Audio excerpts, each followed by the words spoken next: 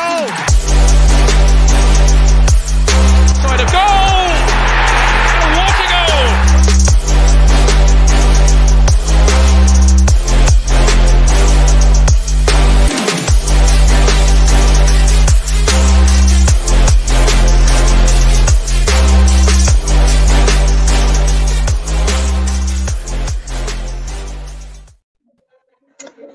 What's the crack? What's the bleeding story?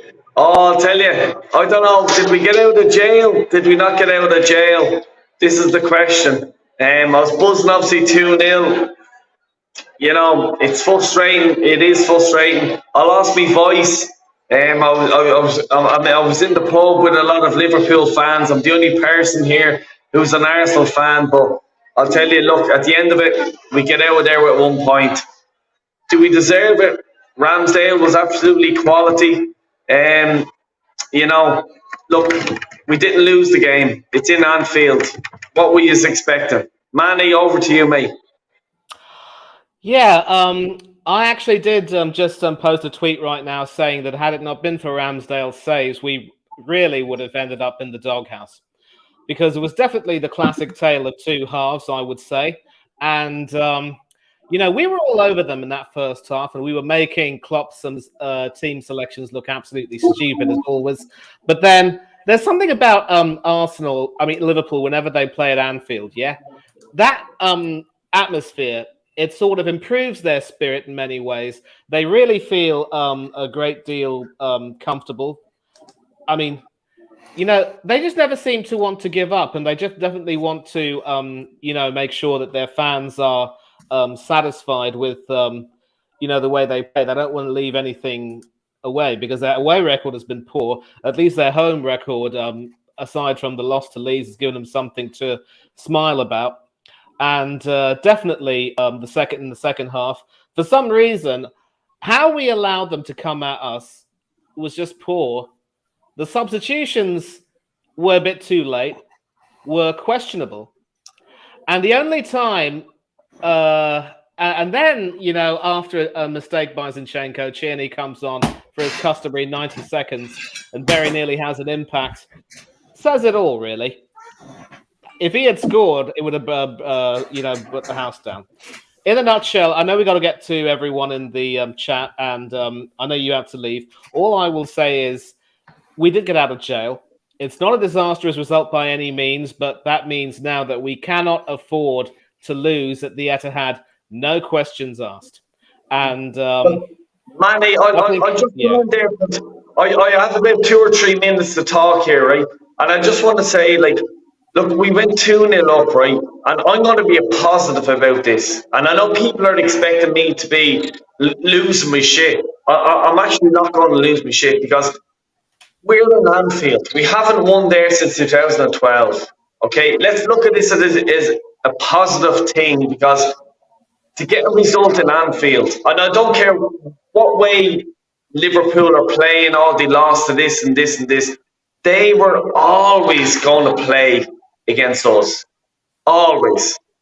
Like last week, it was Virgil van Dijk was sick and he was injured and shit like that. Like, you know, they rested him.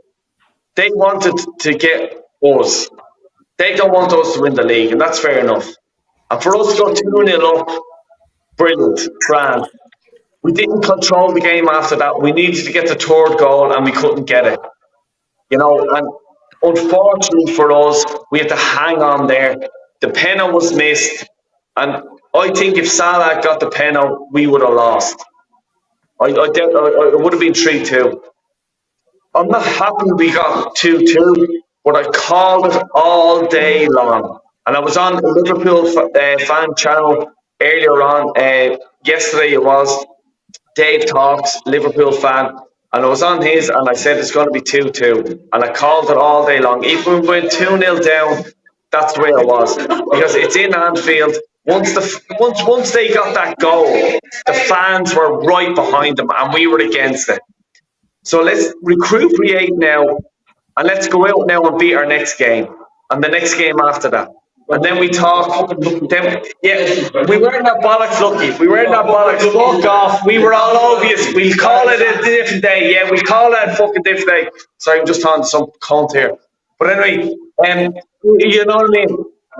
Yeah, I know. You tried to call it. Yeah, but you were fucking wrong. But anyway, sorry.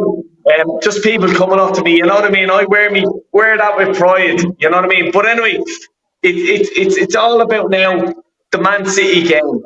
I'm confident to go to Man City and get a draw. We get a draw there, we win the league. It's as simple as that. It's as simple as fucking that. You know what I mean? Exactly. But I mean, Manny, I'm going to take everything over to you. I have to go. There's about 15 points of Guinness in front of me, and I have to get through them. And big up to everyone on the panel and everyone in the chat. I can see us all, and I'll be all looking at you, and I'm going to watch the show back. But I'm going to put the power into Manny as you do, and big up to everyone. Really appreciate everyone, and I love you all.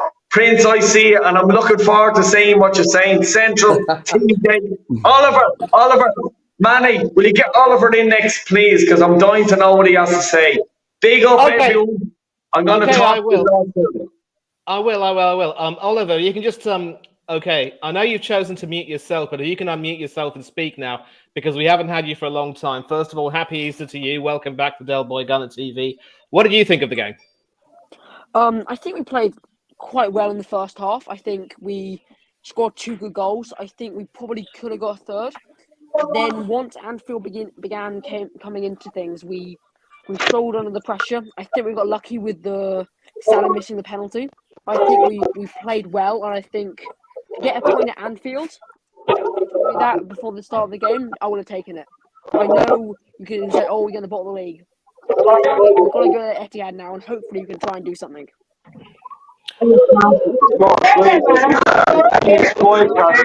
It's terrific. Yeah.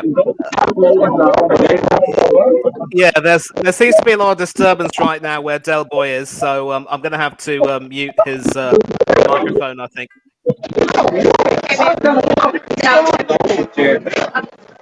I don't know where the disturbance is coming from, so if someone's watching YouTube, if you can just mute your microphone, that would be good, yeah? Someone's watching something, that's what it is. You're right. Yeah, okay, so I think I've had to mute Del Boy's mic, I'm afraid, but he can unmute himself if he wants to. So anyway, first of all, once again, a very happy Easter to all of you who are celebrating. To our Jewish friends, let me say Kog Pesach Sameach, happy Passover. And of course, to Fuad and our other Muslim friends, let me say Ramadan Kareem, wa Kod Barakallah, and I hope your fasting well and your prayers are being confirmed. Yeah, obviously. So we're glad to hear you say, Oliver. Mr. Warren, TJ, I've seen your messages in the chat, and I know you're going to have a lot to say. And I want to make sure that I get everyone's point of view first. We already heard Del Boy, you've heard Oliver, but TJ, do please tell us what you thought of it, and you can be as honest as you like.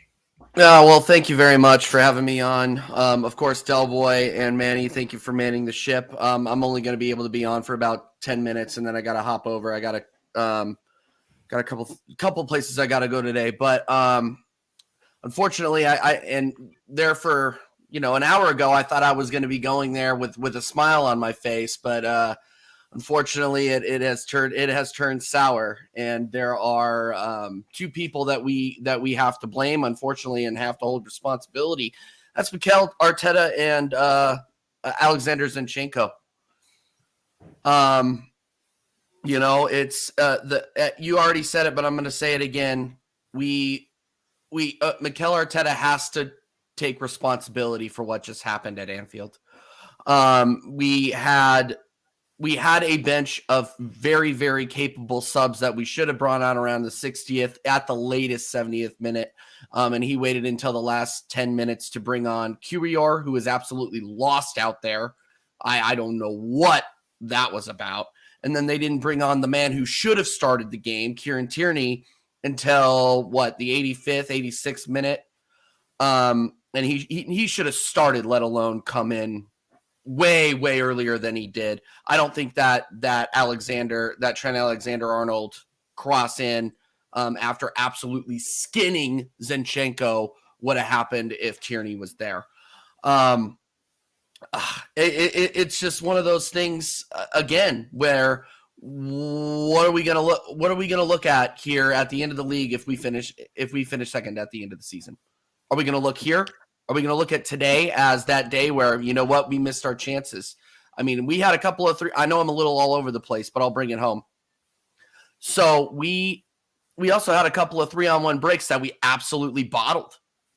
Like that break that Saka had and Saka and Martinelli had at the end of the game. You're gonna look back at that and say, you know, our big time players bottled it. And you know what? If with one exception. With one exception, Aaron Ramsdale, and I'll get to him in a second. He was my man of the match. We would have gotten chased out of there if it wasn't for Aaron Ramsdale. But our big name players, Odegaard, not there. Zinchenko,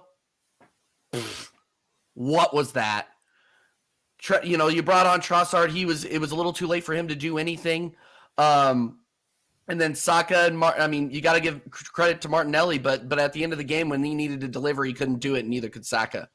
So we have to hold responsibility for that. If it wasn't for, in my opinion, England's number one, should be England's number one. If it wasn't for Aaron Ramsdale, it would have been 4-2 by the end of that. He was absolutely incredible. That fingertip save, I think, is save of the season. And then the save off the line, close second. I mean, you got to give it to him. If we do end up winning the league, it's going to be because he held that draw. And I want to give everybody else a chance to talk, and I got to hop off here in a minute, but I want to stick around and hear what, obviously what Prince has to say. And Oliver, but I know a lot of people are going to be like, oh, it's a draw. We were lucky to get out of there with a draw. I'm fuming. I'm mad because that is a game that we should have won if we had come out and actually kept our cool in the second half, and we didn't do it. And you got to look at it, and you got to look at Mikel Arteta for that. They have to hold responsibility, and I'm done. Yeah, well, that's an interesting point of view, TJ, and I think I do remember saying on one of Jez's streams, big up to Jez Collins, of course, from Arsenal History and More, that, in answer to his question as to whether or not a draw would be acceptable, I said, no, we needed a win. Because the worst part about drawing today, and what's going on over there?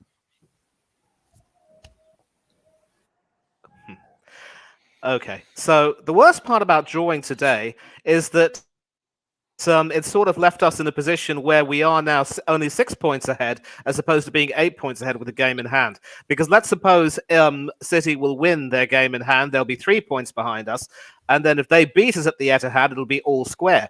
That means that we now have to make sure that all of our games are won. And we are going to get to the run-ins a bit later on once we get a few more people to have their say. I want to check if Central's still there. Central, are you still there, son? Central? Okay, well, we're going to give him some time to come back, and we will come to Prince Fuad. But this particular comment from Darren Sullivan is rather interesting. I'm not too cheesed off because I thought we would lose. And so to have come away with a point, given our pretty poor record over there since 2012, is something quite is at least credible. But then, having said all of that, we knew, Fuad, and I'm going to come to you right now. We actually knew coming into the game that we were playing a Liverpool team which actually has been at its worst for a long time, probably its worst season under Jurgen Klopp. Their away form has been absolutely abysmal, and their home form has given them some respite. It was important for us to try and succeed where City failed, and at least we did get a point where City didn't get anything. But, given that we started the game well and should have done a little bit more to try to put them back under pressure, given that they didn't make any substitutions, one might look at this as an opportunity missed, and this puts a little bit more pressure on us. There were some good points from good aspects of our play today, especially in the first half, and I know you're going to want to speak about them. But do you agree with Darren that it's not something to be cheesed off about, Fuad? I agree to a certain extent. I agree with because we haven't been there, we got a point. But one thing I don't agree with is that we should have drawn in the game because it was in our hands. I can relate what TJ was saying. To me today, it was the old Shaka because we're 2-0 up. Martinelli gets his goal. Gabriel Jesus gets his goal. We're in control of the game. But you know what he went and did? He went and did exactly what happened last season. You erupted the players and you erupted the crowd. Spot on. That's what happened. And then what makes me, when you're 2-0 up, if you're going to try and defend your league, then bring on Kieran Tierney. Why you bring on a player who you're in Anfield, he's got no Premier League experience, is an important game, you're defending the league, go and bring on Kieran Tierney. No, we bring on the Polish boy. Then Zinchenko should have come off after the first half because first half, Zinchenko was played well, slotting in Liverpool. Like I said, they were deflated. As soon as they woke up, they kept going down our left. And Arteta can see it for not 30 minutes. For the first 20 minutes, I would have said, you know what? Tierney, warm up. Trossard, warm up. Bam, get on. And I think we might have got the 3 points. But you can't defend like that in a big game like this. But I blame Arteta because you could see Xhaka was Xhaka the old. He was going down. He was just running at the and another thing was what got on my nerves in the game. Why are you right on the referee for? He ain't gonna feel sorry for you. He's there to do a job. What every time ref Xhaka. That's when I knew their heads were gone. Their heads were dropped. Zinchenko head dropped. Everyone dropped when Salah missed the penalty. That was the time when he thought, you know what? Get on Tierney. But no, I blame Arteta today. And you know me, I'm a big Arteta fan. But I blame the manager because you should have gone with experience. You should have said to Xhaka, get off. Jorginho, go and set the game down. Tierney, go and control the defence. That's all you have to do. And I think we would have come up with 3 points. So I blame Arteta. And you know, Manny, how normally I'm a person who defends Arteta. But today, he's the his propaganda minister. That's who you normally are. Yeah, TJ. Let there be no antagonism here. He has the right to continue. Go ahead, Prince. Yeah, so today I thought the manager showed his lack of experience. Because today, Kieran Tierney would have come on. Even when he come on, the defence looked settled. Even though it was 6 minutes, we had a chance. You got to bear in mind, as soon as Kieran Tierney come on, the defence looked settled. And Holding played out of his skin. If Holding wasn't on our pitch today, we would have lost the game. Well, that's an interesting take because there are going to be a lot of people right now who will be critical of Rob Holding because it was he who gave the penalty away. And to be fair, it looked at first a questionable decision from Mr. Tierney. That is Paul, not Kieran, who came on later on and wasn't even involved. But I think... And that's the thing with Holding. I think people are probably, just as with Spurs last season, people might look at that one particular incident and use that as a stick to beat him with. I will say that, he hasn't put too many feet wrong. It's just the nature of the beast, in fact, that when you are in a big game like this, one false move can be your downfall. And Zinchenko found that out today. He knew that he got skinned badly and that he had to pay the price. And Central, thanks a lot for staying on. I'm happy to come back to you. And first of all, let me ask you, do you have anything to drink right now? Well, as a small request, mate, let me ask you a favor. If you do want to drink, at least mute yourself while you're drinking, okay? Because there were a lot of complaints about the beer can episode on one of the previous streams. But anyway, I'm coming to you right now. I just want to know what your opinion of the game was. And do you side with the opinion that we should be happy with a point, or do you believe that we must look at this as 2 points dropped and that it was a missed opportunity? Turn up your volume, please. I can't hear you.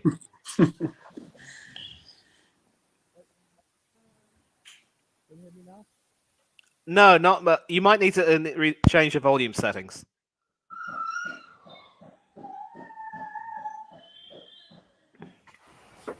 I do without the headphones. That's better. That's better. It's perfect. It's working now. So, do you think that it was a point gained or 2 points lost? I think it's 2 points dropped, man. We had a great opportunity to win at Anfield for the first time almost a decade, and I'm still frustrated and pissed off because we had a great opportunity to beat Liverpool, be 8 points clear, because Man City got Leicester on Saturday next week. If they beat Leicester, they'll be 2 points behind. we got to beat West Ham on a Sunday. 3 points behind, actually. 3 points behind, but but we still have to beat. My gut feeling, we're gonna have another rough patchy form. I can see it. I can see we might get a win out of West Ham, but I'm afraid about the not just the City game in about 2 weeks time, but we got Newcastle away and Brighton, I think, at home, because my gut feeling, I think we had a great opportunity to trying to wrap this league title race, and I think we're going to bottle it. I hate to be negative. There are some positives, but it's a bit of a mixed bag of this game. We had a great chance to go, hey, we're 2-0 up. And then we let in 2 goals. Let Liverpool score twice in the second half. We should have killed this game off. I think I blame Arteta, man, for not playing. Should have took off. He should have taken Saka off, put on Trossard on earlier, and then Tierney should have played on the pitch and put Zinchenko in the central midfield role. But I'm just I'm a bit pissed off. We got to win every game. And we need to get something out of the Etihad. If we don't do this, man, it's all for nothing. We spend the most of the season top of the table, and this is also in the nutshell. Every time we have this great opportunity to seize the day, we bottled it. Exactly. And so in stark contrast to Del and Darren, who say that we should look at it as a point gain, and I believe there was another point in the chat which says, I'm actually going to go back to that. It was Paul Robinson. As good as City are, it's them that have to do the chasing. They can't afford any mistakes either. And did Darren also make another point where they said that they could drop a point as well? Yes, he did. But then here's the thing as well. Also, when it comes to Manchester City, they are also quite famous for making sure that they have their big push to the finish. And all the memories of last season when we had a really good position where we were a few points ahead and had a game in hand, we completely lost that advantage. So the worst part about this season would be that at one point we were 8 points clear, but then a loss to Everton, a draw against Brentford, and then a loss to Manchester City saw that our advantage wiped away. And now if we bottle this lead, we're coming close to the end, it's going to be even worse. And now it's all aboard the Wexford Express. We've been waiting for you, Mr. Walsh. First of all, a very good afternoon/evening. It is evening right now. I hope you enjoyed Easter. Shame about the football, it must be said. And we've all been waiting for you. We've all got our seatbelts fastened. Far away. Big up to you, Manny. First of all, big up to you, Manny, and all the lads there. Big up to you all, Prince, gentleman, the whole lot of you all. Big up to you all. Yes, bro. Respect. Happy Easter to every one of you. I'm going to stay on this for about 5 minutes because I'm working at the moment, Manny, so I'm just going to get my point across. Today is the day we lost the league title. Finished. Wow. Finished. That's it. League's over. All Man City has to do is spin all their games. They win the league. And you're telling me that Man City won't win all the rest of their games? Did I see the football they played yesterday? It was unbelievable. All they have to do is win the league. We're out there fucking screwing it up. And I blame not only one man I blame for this. Arteta. What the fuck was he doing today? Absolutely fucking disgusting. Fucked. League is over. Watch this space. That's all I got to say about it. But what did I say? I said it from day one. We're not going to win this league with this group of players because some of them players are not fucking good enough. Holding. Brutal. He played well today, though, Kyle. Useless. Oh, he played well. He gave away a penalty, Sir Prince. Yeah, but was it a penalty, though? It was not. It wasn't a penalty. This day and age, you can't do them things. But he played well, man. If he wasn't on the pitch today, they would have scored headers. He played well. He intercepted a lot. Praise. Liverpool should have scored 5, 6, 7 goals. Only for Ramsdale. Yeah, but we should have took it in the last minute. Do you get me? interception cost us a draw. I said it before. I say it again. No more excuses. Today, we have blown the league title. Man City will win the league title. I'm telling you now, Man City will win the league. This ain't acceptable. It ain't good enough. Lose the title. I want heads rolling. Arteta can fuck off to Madrid. I want all them bastards out of that club.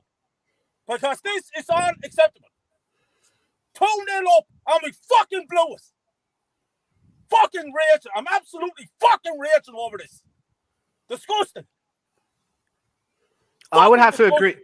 I would have to agree with you. I would have to agree. Because I was just saying before you came on, Kyle, and I know you might have to go back to work. You know, I was just saying that at one point we had an 8-point advantage, but then we blew that with losses to Everton and Manchester City, and also that draw against Brentford, which completely wiped that away. Then, of course, City dropped points to Forest, and then that sort of gave us a chance to, you know, establish an advantage again. And for what it's worth, we are now 6 points ahead, but City do have a game in hand. It now means that we now do need to win all our games, and we do need to beat or at least draw with City at the Etihad. But to bottle leads like this now twice, surely it's inexcusable. Wouldn't you agree? Definitely not the stuff of champions. 100%, man. It's unacceptable, man. If Man City win the game in hand, they're 3 points behind us. And they have to play us in the Etihad. And the way Man City play football and to sniff the title, they fucking kick us off the field. We're going to lose the league because of this fucking stupidity today. It's a fucking joke. And that's why this manager is not fucking good enough. This has nothing to do with Arteta. I'm sorry, this has nothing to do with Arteta. He did nothing wrong. We played well. He brought on Tierney and Kira when we needed to. I don't think there's much he could have done. I don't think there's anything to do with Arteta. Now, what he did with Connor, he made the wrong sub at the wrong time. He should have brought on Tierney because Tierney's more experienced in the Premier League. So if Tierney would have come on, we could have defended our 2-1 league. But he didn't. He brought on a player who never played in Anfield. Jamie, so that's where I don't think the fact that we didn't bring on Tierney made us concede the goal. I don't think there's much we could have done. I think Tierney could have done better, but I still think we would have conceded anyway. I don't think it would have made a difference. No. If Zinchenko was off the pitch, it might not have happened. Okay, guys, listen. This is going to be an interesting segue because we are now going to talk about some individual tactical issues here. But without focusing on, you know, the bad points too much, we're going to focus on the good points. Let's talk about the first half. In the first half, we basically made you know, Klopp's team selections look absolutely stupid. There were many Liverpool fans who were calling for Trent Alexander-Arnold to be dropped and for Virgil van Dijk not to start. And our formation, our team selection actually made a mockery of that defense. It made a mockery of the midfield, which looked a little bit static at times. We were overrunning them. So, Oliver, without let's just talk about the first half. What specifically did you like about the first half? How did you enjoy the way we play? And what specifically stood out for you from Arsenal's point of view? Well, I think in the first half, I think we played well. I think we dominated the midfield. I think players like Odegaard and Saka played really well. I think Saka completely destroyed Robertson, Martinelli destroyed Trent Alexander-Arnold. I think we played well. I think we should have netted a bigger lead. But once Anfield gets running, there's nothing much we could have done, unfortunately. But then what about the Salah goal that was just before half-time? Do you think that possibly the defence could have done better, perhaps? I think there's always room for improvement when you're conceding goals. But to be fair, I don't think there was any major mistakes from what I can remember. So I don't think there's much we could have done about that goal. To be fair, it was inevitable we're going to concede at one point. Well, obviously conceding just before halftime gave them the hope they needed, and it's fair to say that without needing to, make too many big changes, Klopp got his boys working well, and they responded. And speaking of making his entrance, they say lateness is greatness. We are happy to welcome Mr. Warren Bartholomew from Warren's Team Talk. Warren, a very good evening. Happy Easter to you. Shame about the football. I hope you had a happy Easter, but I can just imagine that you'd be absolutely fuming today. I'm absolutely disgusted, mate. And I want to know when Arteta is going to be set. Title's gone. It's gone. So why is he still at the club? He's thrown away the FA Cup. He threw away the Europa League. He threw away the League Cup. And now he's thrown away the league. Right?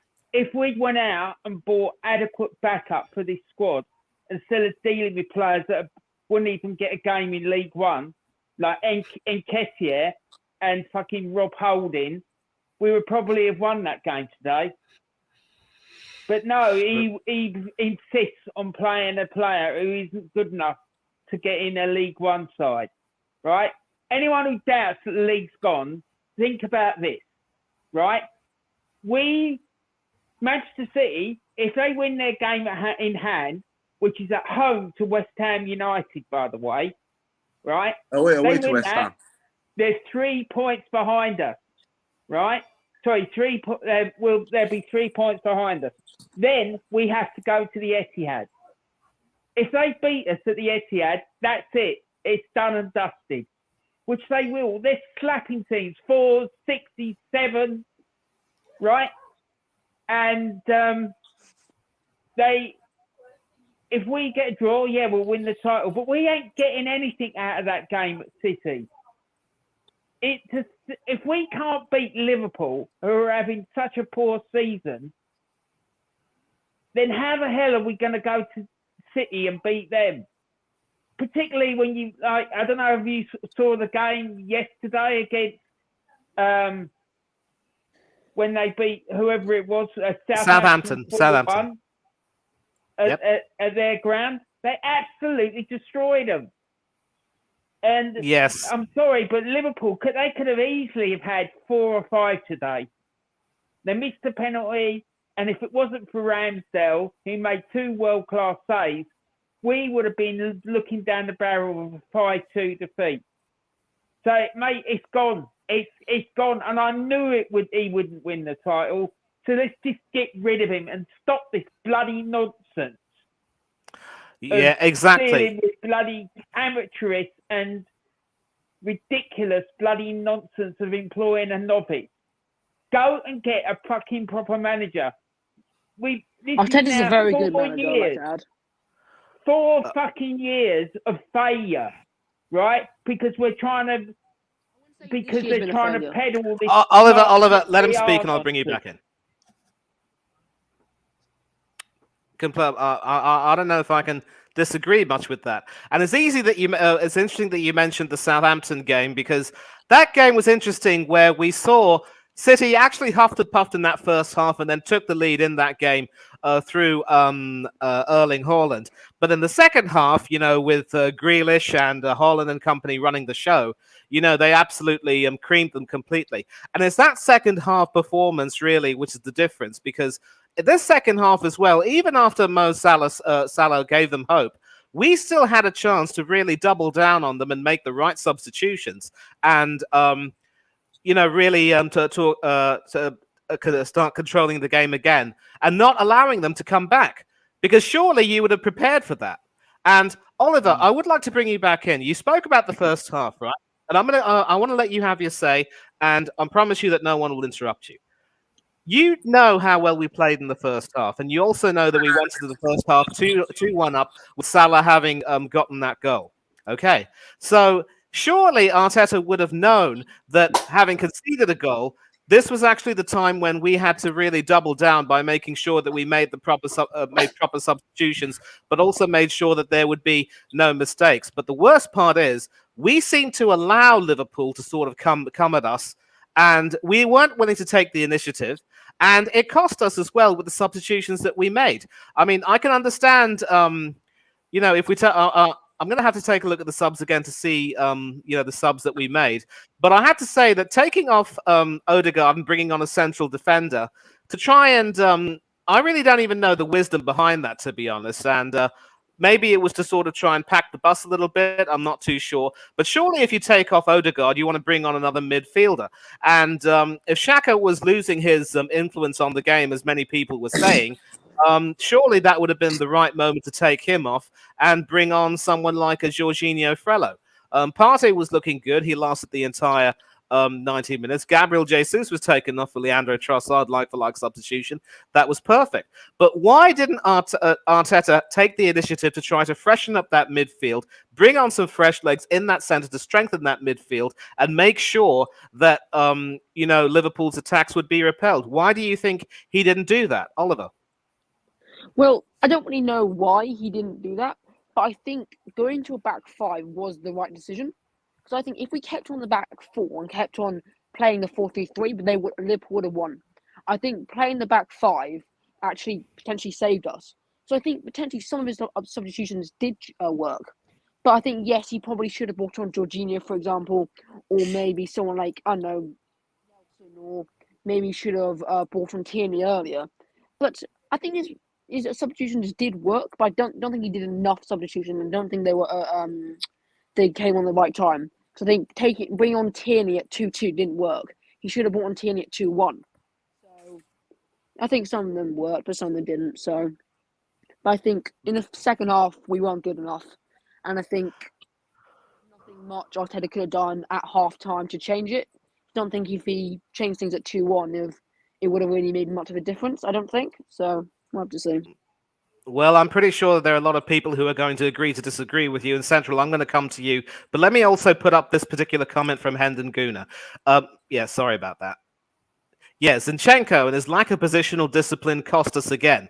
And I want to also big up the Aussie Guna, who was talking on his preview show about the reasons why the inverted system is used. And I realize that we got someone on the backstage. Connor, I will try and bring you on as soon as possible. So please do bear. I think Kyle might have to drop out soon. I want to get him on, and then he has to go back to work. So, I mean, obviously the appeal at Zinchenko is that he draws attackers towards him and then threads his pass so that that press and high line can continue. But then you have that lack of positional discipline, which will cost you. So, Central, I'm going to come to you, basically. We're not going to speak specifically about Zinchenko per se, but Oliver's spoken about the substitutions which Arteta made, and he said that going to a back five effectively by bringing on Kiwior for Odegaard was in many ways the right thing. For me, I'm not too convinced because Kiwior never really had the experience, and he was thrown on in the Europa League, I think, if I'm not wrong, and didn't really distinguish himself there. And so he's hardly ever played in the league before, and you bring him on in a game like this. I get that you want to go to a back five, but was there nothing else that could have been done? Instead of trying to play a back five with a potential weak link, why not instead strengthen the midfield and bring on Jorginho and replace those tired, fresh legs? Do you agree with Oliver, or do you disagree with him? Central. For me, you said yeah. Speaking of Jorginho, I think he should have played. I think should have took off Odegaard for Jorginho. I think the back five. No, I don't like this parking the bus thing. We're trying to get a goal. We're trying to win this game. I rather they should have done get the third goal, then move to a back five to kill this game and get the win. But I feel like this Kiwior dude, I don't know. I don't think he's gonna make it, man. I might be wrong. I know I'm not always right, but I think he's just I don't think he has it, man. I think he's just unexperienced. He came from that Italian club Spezia. I feel like it's playing a back five. If you have the right defense line, maybe, but I think they should have strengthened the midfield. Take off Odegaard, play Jorginho, and trying to get that third goal to win the game. That's my 2 cents on it, man. Okay, Kyle, I know you said you're at work, and if you want to drop off so that I can bring Connor on, that would be perfect. So I'm going to come to you as well now. So obviously you saw in the first half how we dominated Liverpool, and surely you must have been happy with that. But again, when Salah scored that halftime goal, that should have been the opportunity to for Arteta to try to look to try to kill off any hopes of a Liverpool comeback by making the right substitutions. If you were in Arteta's shoes, what substitutions would you have made instead of the ones he made today? Tierney comes on instead of Zinchenko. For the second half? Yeah, straighten up that whole back line. Kill off the game. Leave Partey on, leave Odegaard on. Why are you bringing Jorginho on? I want to put him on the fucking grass over here in front of me. Kia War. What the fuck is going on here? Let me explain something to you before I go on, man. I'm sick and tired of this Arsenal fan base. When does the top brass be held accountable for the fucking shit that's going on with our club? When does the top brass be These are attentive, fella. 4 years at the club. Failure. So, go win the league this season. I don't want to fucking see him next season. He can fuck off to Real Madrid and bring whoever he wants with him. This is unacceptable. Unacceptable. Arsenal Football Club, and we acting the fucking clowns with 9 games to go. Right. Man, Absolutely. let me get this fucking straight to the Arsenal fan base, because they need to fucking wake up. All Manchester City has to do is win every game. That's it. Just have to win every game. Win every game, league is off. Right. Okay. Well, we are going to let you go off to work, but before you go, I put you on solo layout so that you can shout out your socials. Please tell us where we can find you.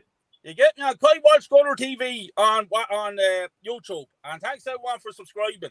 And big up to you all. As far as I'm concerned, this is a fucking shambles of a day, and it has showed me the same shit as I've seen for the last 19 years. Failure, fucking failure. Out be fucked with the whole lot of them. Talk to you all again. All right. Cheers, Kyle. Once again, happy Easter to you and your family. Take care of yourself and be safe. All right, brother? Big up, lads. Big up. Cheers.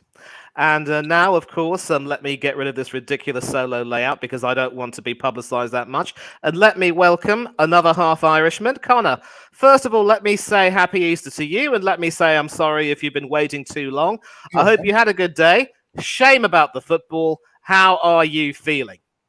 Yeah, thank you for having me on, Manny. You're a great host, I must say. You're a really great host, I must say. I try. I'm no Dell, but I try. Big up everyone on the panel. Yeah, no, I've had a good Easter, but I wish a win could have added to it. But there's 3 things. It's capitulation today. There's 3 things that went wrong today. Zinchenko, substitutions, and Granit Xhaka. Those are the 3 things that went wrong today. Anfield was silent for those 2 goals. It was completely silent. There was no crowd going whatsoever. But as soon as Xhaka got involved and started becoming Mr. Big Bollocks, excuse my language, but he was, and the old Xhaka, just like Prince Fowd said earlier, the whole stadium erupted, and then you saw all throughout the game, Thiago, Trent, Nunes lifting up the crowd, making them be louder, because as soon as that crowd gets loud, those Liverpool players are on it and on it and on it. Second thing, Zinchenko. I love him so much. He was fantastic in that first half, getting these passes forward. When he was moving into the midfielder row, I thought, oh, mate, is Salah going to catch us on a break here and it's all going to go wrong? Luckily, it didn't. He was very good in that first half, really held his own, really good passing, great attacking wise, and that's what led us to getting 2 goals. We were fantastic. But then that stupid mistake against Trent, just let him roll past him like it was some Sunday League type football. And this is why Tierney should be playing there, especially for games like Liverpool. I'd happily drop Xhaka to have Zinchenko, and that's nothing against Xhaka because Xhaka's been so good this season. But if you really want to be playing Zinchenko, Arteta, play him in the midfield. Yeah, I agree. Play Tierney at left back. Got to change it. And I'm sorry, and I know Zinchenko's played for City. He might know a couple tactics now and then, but he's not good at left back. He's a fantastic midfielder. He's a fantastic passer. You know, he's so good on getting on the front. He's so good, but defensively, he's so bad. And I'm sorry if you can't see that. I'm sorry, but you're blind. Get your glasses on. He was a rookie mistake, man. And then, of course, the substitutions. My God, I was screaming at that telly, Manny. Oh, my God. 75th minute. Liverpool made 3 substitutions by then.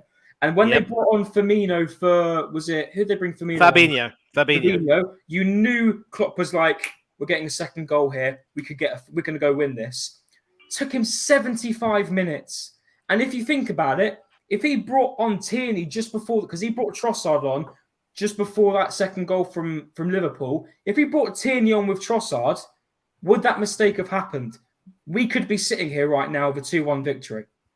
And that's nothing against Zinchenko. I'm not disrespecting him in a way. I'm just saying, mate, you're not a left back.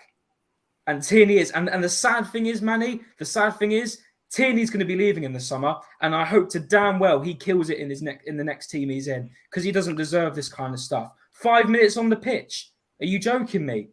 And he was starting to go forward and put in some crosses. He can go forward, but he can also defend. And that's what we needed today. And that is what we need against Man City. Because by God, if we can even manage to get a point out of the Etihad, that would be a dream. But we need Tierney to start that game, because it's ridiculous. And bringing on Kivior as well. I'm sorry. Again, I'm really looking forward to see the future of this guy, because we haven't seen enough of him yet. So I'm not going to criticize him. But you bring him on at Anfield. Like, what's going on? You bring him on before Tierney. If I'm Tierney, I'm coming off after that game in the dressing room. And I'm saying, yo, I'm not coming back. I'm gone. Because there's some disrespect here. Because by God, Tierney is twice the player that Kivior is at this time. Because we don't even know who Kivior is at the moment. You know, it's ridiculous. And we were just absolutely shocking. And I know emotions are running. I'm not trying to get over myself and say something I regret. But we've just made this title run 10 times harder for ourselves.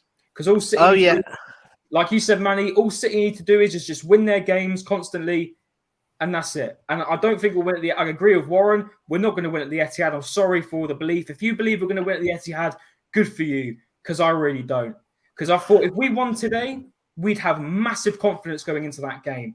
Because by God, if we won that game today, I know they're 8th. I know they're not great this season. But Anfield, 11 years. I'd have gone to the Etihad and said, we can put a performance there, but we're not going to do it. I'm sorry, we're not going to do it.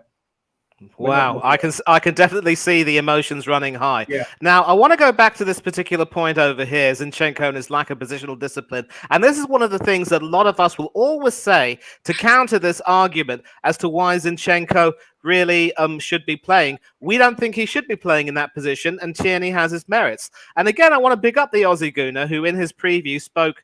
I mean, he was waxing lyrical about the merits of that particular thing. But I remember mentioning in the chat that inverted fullbacks have not been uncommon. They've been used before. And Warren, I'd like to come to you here. And I'm going to get the opinions of Fuad and maybe Connor as well. Because this segues back into a wonderful stream that you did where we spoke about the best All-Ireland 11. And we were having a huge argument about who should be the left back. Del Boy and Niall from the Upper Tier podcast, who's in the chat, by the way, were adamant that Dennis Irwin should be there. But Kyle Walsh and I were arguing for Steve Staunton. And one of the arguments I was making was that because Staunton had that cultured left foot and was much more viable as a defensive unit and someone who could definitely overlap going forward and support the left winger, he'd be my choice. Whereas Irwin, who was right-footed, was more of an inverted fullback who would just sort of come into the midfield, as it were, and sort of strengthen that up. But one thing which Irwin had that Zinchenko doesn't have, as Hendon Guna might agree, is positional awareness. And he did his job for Manchester United very well, playing to that system under Alex Ferguson, which is why he hardly ever put a foot wrong. And in the end, you were the one who broke the tie by saying that because he was a nightmare for Arsenal to play against, or despite hardly ever playing at left back for the Republic of Ireland, Irwin had to be there. My question to you is, do you agree with everything I've said? And also, if you had to choose between Alexander Zinchenko and Dennis Irwin at left back, who would you pick? Warren? Oh, he's muted. I said, are you talking to me? Yeah, I am talking to you. Sorry about that. You there now? Yeah, I can hear you. Well, for a start, I wouldn't be playing an inverted fullback because it's tactically flawed. You leaving the whole of the left-hand side of the pitch unstaffed. Therefore, any team that's got any sense, they're going to go down your left-hand side. I just can't believe that anyone would want to play that system because it doesn't work, right? And I feel sorry for Zinchenko because he's a great midfield player, but he's not a defender. And he's being asked to fill a role, to do a role, and it's making him he's on a hiding to nothing, because being asked to play that role is making him look like a bad player, but it's not him. It's the manager. And this is why this is one of many reasons why I don't rate him, right? He, time and time and time again, while he's been at this club, he's proven himself to be tactically inept, right? There's at least 10 different occasions that I could reel off where he's shown that he's not tactically up to it. And this constant obsession that he's got with playing, making us play without a left back, is absolutely ridiculous, right? And if I was Tierney, I agree with Connor. If I was Tierney, I'd refuse to play again and go on strike until I gave him a move, because it's just ridiculous. You've got right backs playing at left back in front of him, and he's potentially, arguably, and I think he is, the best left back in the world. What the hell is this man thinking? It's absolutely ridiculous. And if we don't win this title, it'll be because of him, right? So that's why I'm saying for me, it's gone. It's gone. All that City needs to do, if they beat us at the Etihad, right, and they beat West Ham at home, that's it. The title's theirs. Does anyone seriously think that we're going to go there and be able to get anything out of City? Because if you do, mate, you've got problems. Because there is no way on God's earth we're stopping them beating us. They beat us. They've beaten us once already at the Emirates, and they weren't even in first gear. They beat us 3-1 comfortably. So, Manny, what was your question again? Yeah, the question was, I wanted to know if you agreed with me that Dennis Irwin at least had more positional awareness than Zinchenko did. And if you had to, obviously you said you're not going to play an inverted left back, so maybe that renders this question moot. But if you had to choose between Zinchenko and Dennis Irwin, who would you pick? I'd pick Dennis Irwin because he's a left back. Zinchenko isn't. He's a midfield player. But Irwin was right-footed, though. It's not flawed. The system is flawed, right? So you're asking me to pick between a midfield player and a left back to play at left back. So if you're going to play that system, then you're basically saying that you're going to play with 3 centre backs and no left back, and have 4 players in midfield. Mm-hmm. Right. So all the opposition needs to do is just pump long balls over the back to your left-hand side. And then if the left-sided centre-back then has to shuffle over to the left-back position to defend against the right winger, which leaves a massive gap in the middle and if you get 2 players running into the central area of your defence, who's picking them both up? One centre-back can't pick up two attacking players in the middle. This is why I think it's flawed. And agreed completely. That is why I believe that this system apparently came from Pep, right? He's never, ever won the Champions League since he left Barcelona, where he had Messi. And that is why. And he won't win it. If he's playing a system like that, he's not going to win it, and neither will we if we keep playing it, and we're not going to win the title. And it's not because Zinchenko is positionally indisciplined. It's because he's been asked to do that. He's just doing what he's being told to do. It's down to the fucking manager. He's telling him, like, I want you to run into midfield. So who's to blame? The idiot who tells you what to do, or the person who does what you do, who's telling you what to do, or the one who's carrying out the instructions that are absolutely crazy, and then it ends up in a farce. So who's at fault? For me, it's the one who's telling you what that you need to do the craziness. Yeah, I think you said something similar about who's at fault, the idiot or the idiot who hired the idiot, or something like that, and that's sort of the way it goes. Yeah, that's what and Steve O said that as well when we're talking about the Cronkies. Yeah, exactly. And Fuad, I'll come to you now. You've pretty much heard Warren sort of break down that entire system. But without focusing too much on Zinchenko, let's take a look at Xhaka. I mean, Xhaka in the first half, I think he certainly looked a little bit magisterial, and he was also part of the midfield that was dominating our Liverpool's midfield, rather, and really forcing them on the back foot more often than not. And also Zinchenko, as Connor said, was really a big part of that midfield offensively, where we were scoring some goals. But again, if you allow Liverpool to come back in and you need to defend, you don't keep Zinchenko on. But would you have taken off Xhaka and then brought Tierney on at that point in the second half? I would have took off Xhaka for second half time. I would have took him off half time. And the thing is, Zinchenko is a midfielder. You can see, like Connor just said it there, the way he picks up the ball in the middle, the way he controls the middle, he is a midfielder. So, to a certain extent, it has worked up to now. But going into the test now, where you need to win your games, just play him in, just put Kieran Tierney left. You know me, I'm a big Zinchenko fan. But now, after today, you can see he's not. He can't defend. I always said from the start he's not a better defender than Tierney. He's just good. He's better going forward because obviously he's an attacking midfielder. But just put him in the middle, drop Xhaka, put Tierney there. Because the thing is, it doesn't matter who's in the middle with Partey. Today, with Xhaka, he went back to his old Xhaka. Every time he went down, he was screaming at the ref. He wasn't thing. And Odegaard went missing. So you got a chance there. You got a chance to technically be clever. Think, you know what? Zinchenko, you're going in the middle. Kieran Tierney. Because if you're going to go to Man City, all right, playing the invert left back, Guardiola created it. He knows his creation. He created that.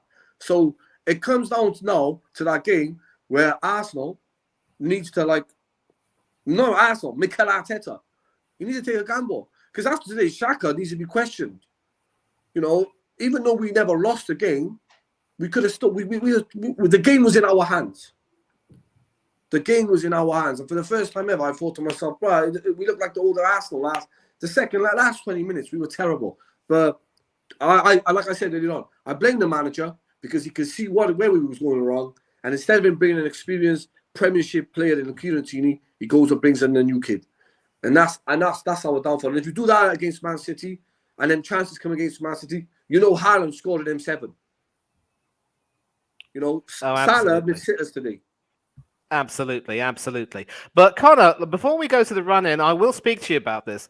Warren made a wonderful point that basically Arteta sort of borrowed his tactics from the Pep coaching manual. And this season as well, we've seen Pep adopt a really unorthodox defense at times. He's gone for 3 centre-backs, leaving the likes of Bernardo Silva and Kevin De Bruyne or whoever to sort of perform the role of being wing-backs. Now, the only time that works is like when you have wing-backs like Denzel Dumfries and Daley Blind for the Netherlands under Louis van Gaal, who could really run up and down.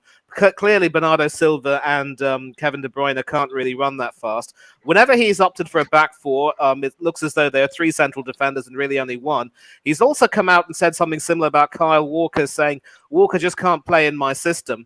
And he's now resorted to playing Nathan Ake and John Stones, both centre-backs, as full-backs.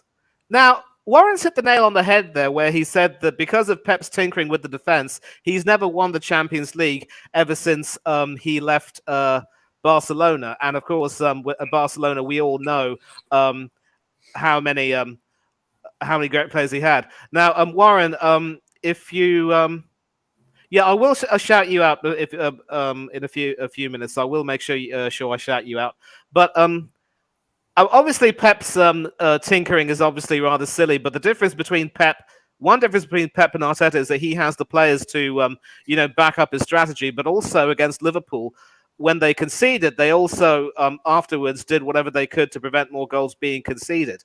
But with Pep's awkward defense as well, is it really a foregone conclusion that they won't concede too many goals and they will win their games? Because surely, with the type of awkward defense that Pep likes to adopt, they might also be in a spot of bother. Yeah, listen, only time will tell, won't it? I mean, they've clearly had their faults this season. Man City, this is probably their worst season in the last, I'd say, 5, definitely. There have been slip-ups. There's a couple of factors where probably 10% of me feels like something could go right for us. They've got Brighton away, and Brighton have been a very good side this season, as we can tell. They should have won against Tottenham yesterday. That was just that's a conversation for another day, because that was just shocking from VAR. But that's one game I'll look at and I'll think, do you know what? They could snatch something there, because Brighton have been fantastic this season. And that's something I really think that they could snatch upon when you mentioned about their defence there. I really think their attack and the way that De Zerbi likes to play could really bolster how Brighton play in that game and possibly take something away from City. But I'm not going to take too much away from that. I'm definitely not going to get too ahead of myself. But one thing I will say is that I'm not going to completely write Arteta off. Like, I'm not back. Don't get me wrong. I'm not saying like, oh, he's the man. Like, well, we don't know. We've got to give him to the end of the season. Like, I know some people want him out now, and that's absolutely fair enough. I completely get your point. Today's been an absolute travesty, and Arteta's decisions, especially the substitutions, are down to the reasoning of that, and especially with Zinchenko starting as an inverted. We've got to give him till the end of the season, in my opinion, because there's no point doing that or sacking shit now. Let's be real now. Come on. We've got a month left. We've got a month left. Let's not mess about. Keep on going to the end of the season. What will be, will be. If we lose the league title, we lose the league title. Then Arteta's job gets questioned, and then we decide, okay, as a club, do we move forward with this guy and give it another year, or do we sack him? That's a conversation for the end of the season, so we'll leave that there. But as you asked me there, Manu, with the City defense, they're not the strongest defense. We know that for sure. They can slip up now and then. You know, they did concede against Southampton. They didn't keep the clean sheet, so there are faults. Do I think those faults will eventually make something up for us that we can actually win this league title? No. I think City have had enough experience to win league titles, as we know. And I think they'll steal it, and I think they'll take it. And I think today's just proven we should have gone to Anfield today and got those 3 points. It's a shame the way it went, and it all started from that Xhaka incident, like many people have pointed out in the chat and here. But I think if we won that today, that was the first hand on the trophy, and we would have gone ahead and really done this. Because then, if we went to City, and if we did lose, yes, it would have been a big hit. But I think we could have run out the season and finished it. And don't forget, we've got Newcastle away. We've still got Chelsea to play. I know Chelsea have been absolutely shocking this season, but you never know of them lot. You know, it's going to be tough, and it's going to be a long couple games. And I just hope that we now don't start backtracking, because we've now just got to fight. There's no excuses now. And Arteta's job is really going to be on the line at the end of the season if things go wrong, because a lot of fans are going to turn on him. And yeah. Agree completely. Now, before we go into our next topic, I want to shout out the people who had to leave. Obviously, Kyle got his chance to get shouted out, but I want to pay tribute to TJ Warren, who had to leave suddenly. But do subscribe to his channel, TJ Warren TV. He hosts his weekly podcast show, The American Idiot. I can assure you that both he and his co-host are anything but. They will be, of course, having a call-in show later on tonight at about 8:30 UK time, which I think will be 3:30 Eastern time if you are in the US. Shout out to Warren from Warren's Team Talk. He had to leave me to subscribe to his channel, Warren's Team Talk, on YouTube, where he offers a variety of terrific content, including his Saturday Matchday live shows on Saturday in the Premiership, and he also focuses on the Football League that day. You can also catch him doing some really interesting discussions about certain aspects of football. Very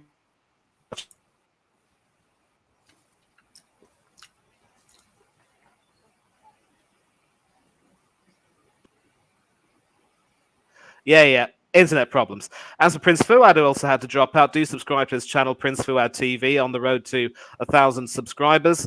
And as always, I wish him and his family Ramadan Kareem, and I hope his prayers are confirmed. Now, gentlemen, I am, of course, everyone making sure I put the link in once again. So I'm going to take a look in the studio. If anyone wants to, come on in and have your say, and if I see you in the studio, I will get you on.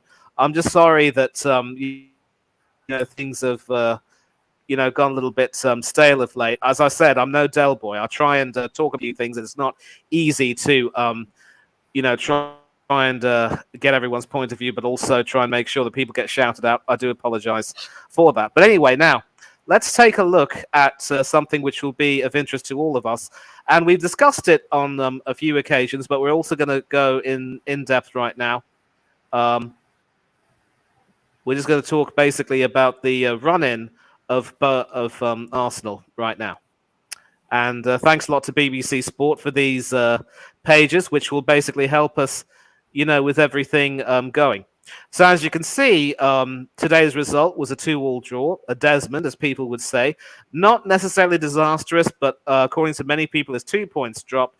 We should have taken this opportunity to win. Our next Premier League game will be next week on the 16th of April at 2 o'clock against West Ham at the Berlin ground, at the London Stadium, I think. Yeah. We also have a home game against Southampton, who definitely look doomed. That should be an easy 3 points. There are some games we're going to talk a little bit about, and then City and Arsenal, I think we've already discussed this at length. I think, Connor, you did speak about the City defence, which has some faults, so we are going to have to try to look to exploit them if we can, but also make sure that we maintain our shape. But it won't be easy, and a lot of us are not confident of getting any points from that one. But now let's take a look at Arsenal against Chelsea. And Central, I'm going to start with you on this one. Mm-hmm. Chelsea, of course, recently, as we all know, have sacked Graham Potter. It was overdue for me.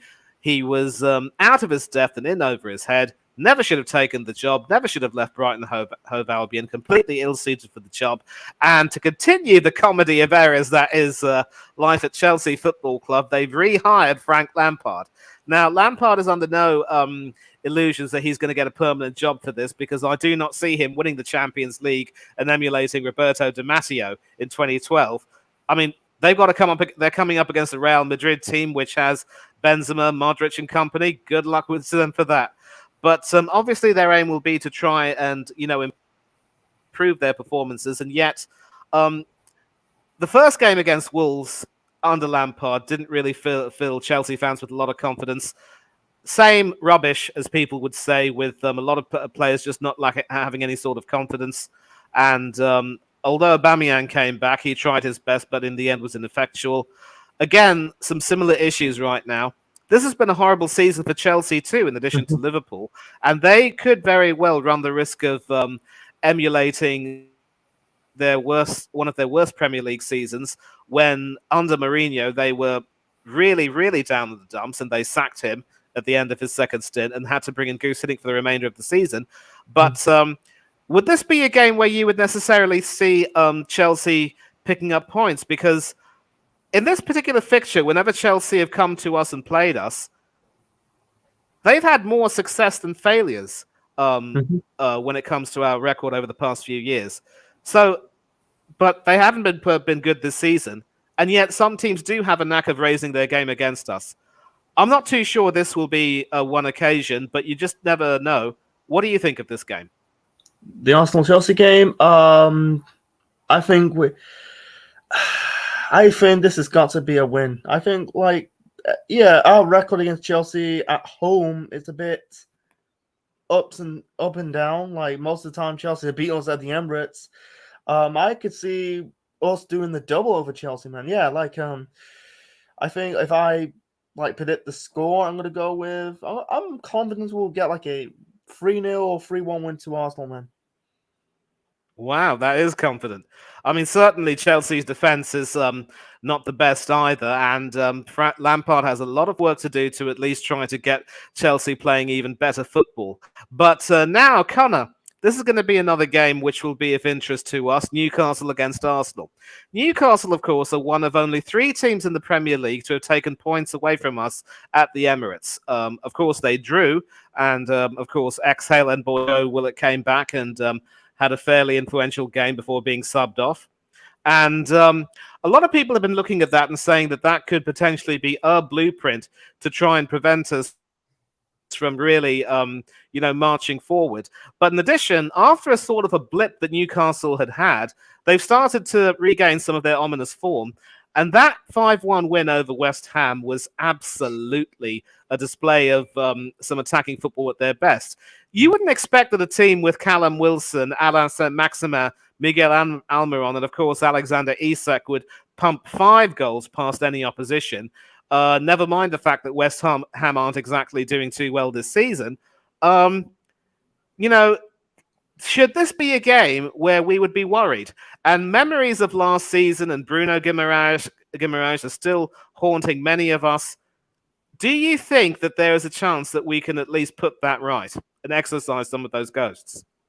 We can definitely put it right, but let's not get it twisted. That's not going to be an easy game at all, especially away at St James's Park.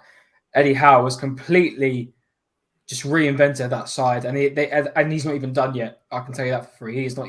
He's just begun, and they're a very worrying team to play against. Yes, they've had their faults here and there, but they've been solid this season. And that defense, you'd think of a defense of Trippier, Cher, Botman, and who's the left back again for Newcastle? I completely forgot who the left back is. Dan Burn. Dan Burn. You'd look at that, if you put that on paper at the start of the season, you'd have thought, yeah, maybe mid-table. Like they've just been fantastic. And Dan Burn isn't even a left back. I'm like, he's massive. I'm surprised he even holds his own at left back, but that is a game we should be worried about. And coming up to that, realistically, we should be beating West Ham, Southampton, and Chelsea all together, because I know we're upset about today, but we look at this season, we shouldn't be losing those games whatsoever. City's a different kettle of fish, but the 3 games that I'm very much worried about, and I know I saw a lot of people say if we beat Liverpool, that was one hand on the trophy. Do I agree with that? Yes, because it would have been a big statement.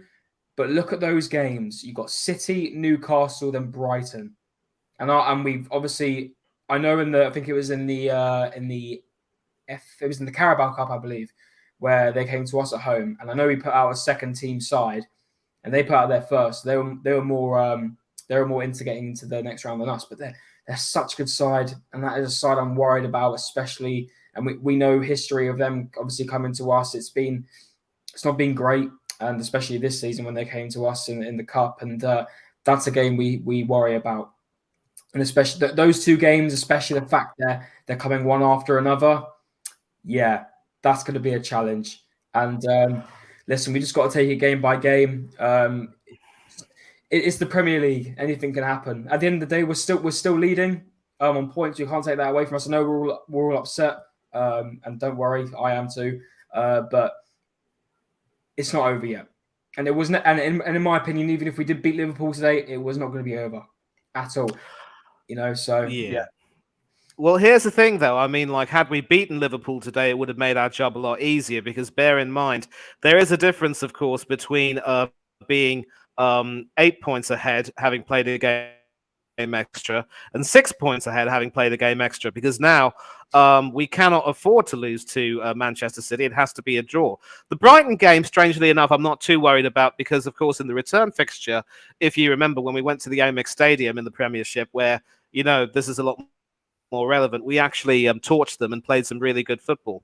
And I don't know if Trossard came back to his to haunt his former team. I don't remember, but we showed in that game that we didn't really have the fear.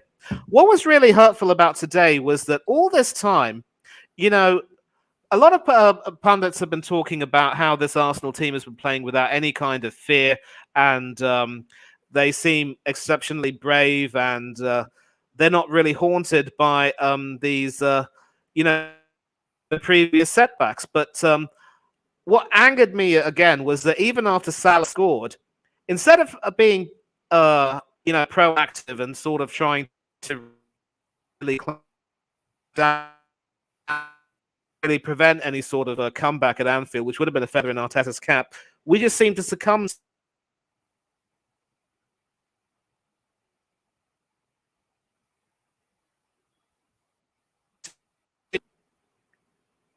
Once again, internet issues. So it could be the start of fear starting to creep in, and that fear could effectively hurt us if we're not careful. And that Newcastle game also will be key. I really don't know if we'll be able to exercise the ghosts, but we will. All we can do is hope. So, Central, before we're gonna have, I'm gonna ask a couple of both of you a couple of just one or two quick questions, and then we'll do the player ratings, and then we'll wrap everything up. But if you were Mikel Arteta right now, and obviously at the end of this back end of this result, what would you say to the boys right now, and how would you tell them to get rid of the fear that they've suddenly developed? So like if I was Mikel Arteta, like let's put this game aside. We're not out of the title race yet. We got to like win our games. We've got to show up at the Etihad in 2 weeks' time and win our rest of our games. We're not down, but we're not out. Yeah, that's just a blip. Forget about it. We had chances. We should have put our chances, away. But hey, man, I messed up. Let's forget about Liverpool. Let's move on to the next game and the game after that and the game after that. We've got about 8. I think we've got 7 matches left to go. I think we've got 8 games. Let's win. Let's try to win our games. Trying to wrap up this title race. And do it. Let's do it towards the fans. Okay, and Connor, I know you had to leave, but I'll just ask you this quick question right now. Obviously, as Central has been talking about, Arteta will have a responsibility to just remind the boys, look, this is a disappointment, but we have to fix it and try and move on. The problem is, last season, we were almost over the line and we stumbled. And I don't know exactly if his team talk was effective then. And I think one of the rounds going on the internet was basically him talking about how he was a part of the team that lost 5-1 at Anfield in 2016 when they bottled the league. And I think his entreaty was, I got afraid and I went into a shell. Please don't do what I did. The problem is his players have now done that. So how do you see him remotivating his players to shake off that fear, which wasn't there before, but has now suddenly crept in? And how do you think he's going to get them remotivated for this final push? And if you were Arteta, what would you say, mate? I'd be simple as, listen, we are where we are. We're top of the league. We are currently the best team in the league. Unfortunately, we couldn't show that today. I think we showed it in the first half, actually. We showed it in the first half. Fortunately, things didn't go our way in the second half. But you've got to look at our games this season, how well we've performed. I know we're all emotional today. I know we're all angry, but we can't take away the fact that we've been fantastic this season. And we just got to push on game by game. I'm not taking any more of this, so we're going to push for the league now. We just got to take game by game now. It is what it is. We don't think about City yet. Yes, we watched their games before we got to play them. But for now, all we think about next is West Ham. And we got to get 3 points from them because they're shocking. They are so bad. And then Southampton, in my opinion, 2 6-pointer games, no excuses. We should even be keeping clean sheets against these guys. Especially against Southampton. I know Man City got a 4-1, but Southampton ain't all that. That was a consolation goal. Really nothing in it. These should be 2 games where we get 6 points and then we move on to the big challenge, which is Man City. It is a shame we didn't win today. I'm quite proud of the fact that we did hold for a 2-2. We should have won the game originally, but then everything kicked off. But we've just got to go back, heading to training, whenever they're doing, if they're heading into training tomorrow or Tuesday, start up again. We're in the same form. We're top of the league for a reason. We've still got something to play for. Although I'm not as hopeful as I was a couple hours ago, but we've got to go back into these next games the same team we've been all season, and we can't capitulate. Because if we capitulate, not only will the fans be annoyed at this team, but the fans will be on the manager like a hotspot, and he'll be gone before you know it. And I'll be very surprised if we don't win this league title, if Arteta can really manage the pressure of staying at this club next season. So we'll have to wait and see, but we've just got to take it game by game. We're not talking. I'm no longer now talking about this confidence of winning the Premier League now, but we just got to take it game by game. And West Ham's the next game. That's what we've got to think about now. West Ham, Then after that, we think about Southampton. Then after that, we think about Man City. We're not jumping. Especially I'm not. I'm not jumping conclusions anymore. That's what we got to do. We go back. Well said.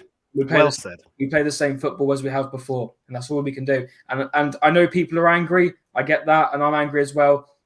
But we've got to say, people, we've got to back this manager and we've got to back this team. If we want this Premier League title, I know that everyone on this panel here and everyone in this chat right now, we want this league title more than anything. And by doing that, we've got to back every single player and the manager and all of his staff. We've got to do it, because otherwise, what's the point, eh?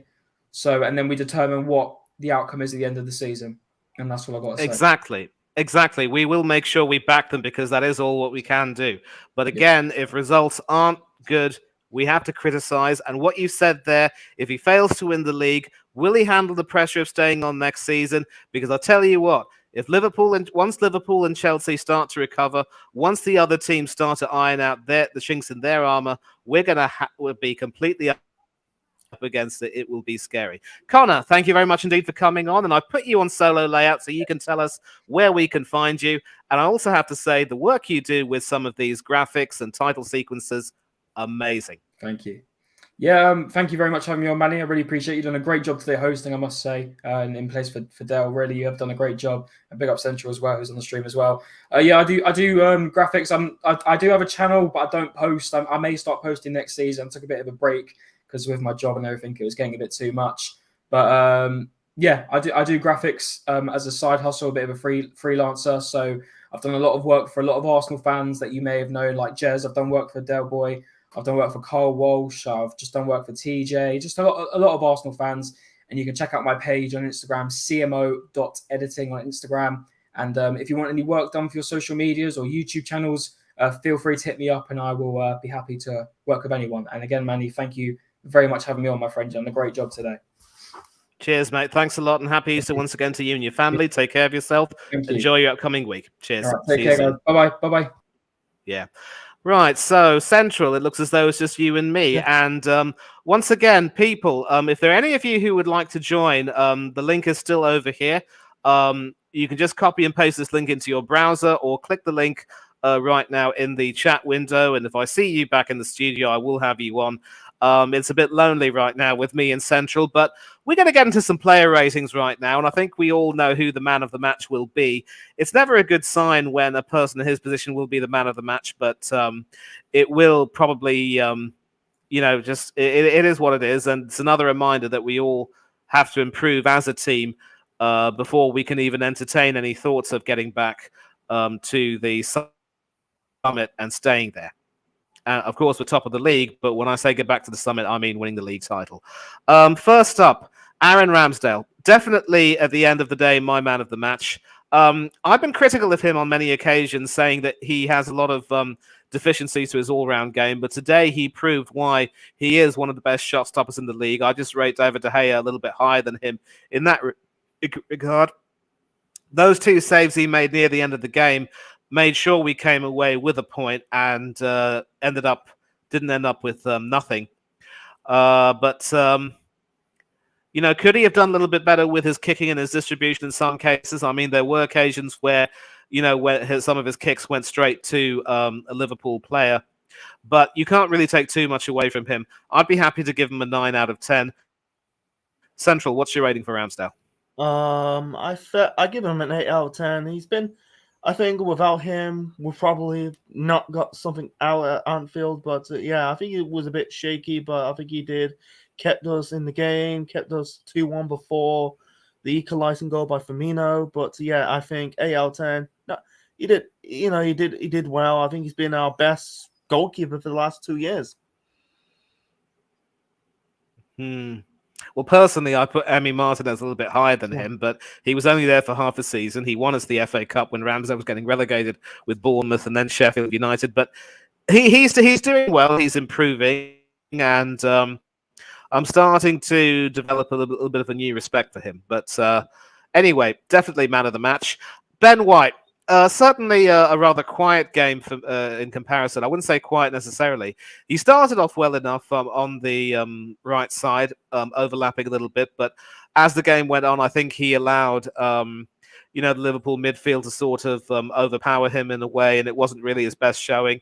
I'd give him a standard 6 because he just didn't seem to exert his influence as much. And Saka also, aside from that assist, and we'll get to that later, was a little bit quiet. I just think Ben White was a little bit overpowered today, but he gets a standard 6 from me. What do you think of Ben White? Ben White, he's been quiet. I give him a 6 out of 10. I think he's been not terrible, but not perfect, man. He needs to I think he's just cowardly away in these games. He needs to stepped up his A game. This is his probably his best seasons since joining, because last season he had a crap one. Playing as a centre back. Even though he's not a centre back, he's a right back. We don't know of next season, is he going to be the Ben White of this season or the Ben White of last season, 21 or 22? I only hope he doesn't suffer second season syndrome in his new position. He has definitely looked good in many ways. Yeah, Unique. Hopefully we'll get you on the next stream sometime, but enjoy your dinner. Sorry about that. And as you agree, Newcastle will definitely be a very tough game. Anyway, we'll see about that. So agree that Ben White gets a 6.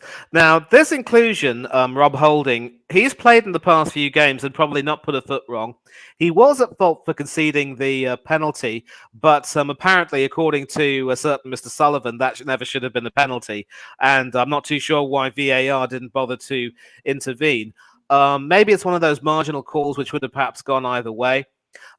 He did make a few clearances, but seemed to give away a few corners. I probably would be inclined to give him a 6 out of 10 because although he probably didn't do too much wrong, it still wasn't really the type of performance which would make us say we don't miss William Saliba. And I think when William Saliba comes back, that obviously will make a great deal of difference. But Holding gets a 6 from me. What does he get from you?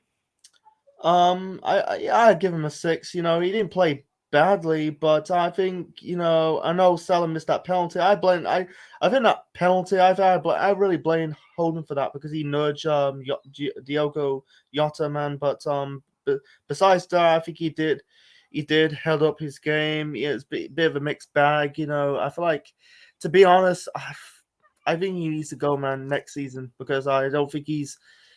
I don't think he's the man who could lead us to not probably this title race, but in the future ones, depending if we're going to be in the title race after this season. But yeah, I think he cares about getting his hair transplant. The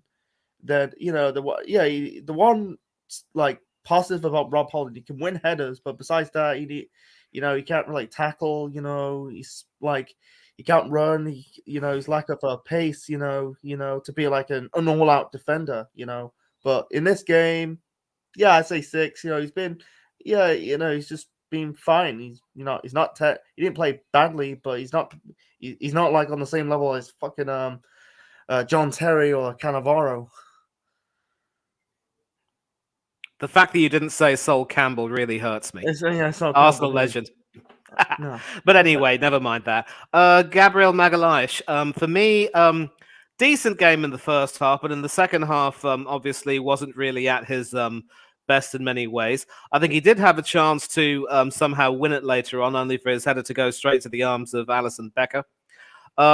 He is also another player who probably didn't put too much of a foot wrong, but I suppose in some ways, you obviously want to see Gabriel doing a bit of a better job trying to prevent Mohamed Salah from coming in too often, especially with Zinchenko not being at left back too often. Gabriel had a bit of a role to play, and that's another problem with having Zinchenko playing at left back, because if he's too far forward, it's effectively Martinelli and Magalhaes who have to do work a double shift, effectively covering the left flank. He looks okay going forward. I'd be tempted to give him a 7 because he didn't really make any mistakes, but I think he will probably look at the back of his mind and say, you know what, this could have been a game where I really exerted myself and really, asserted myself in the game, and I couldn't do that. I think he might be disappointed, but he gets a standard 7 from me. What about you? Hard one. Yeah, I give him probably 6, man. He's not been bad, but I think I think I blame him for the first goal, but I think he did fine.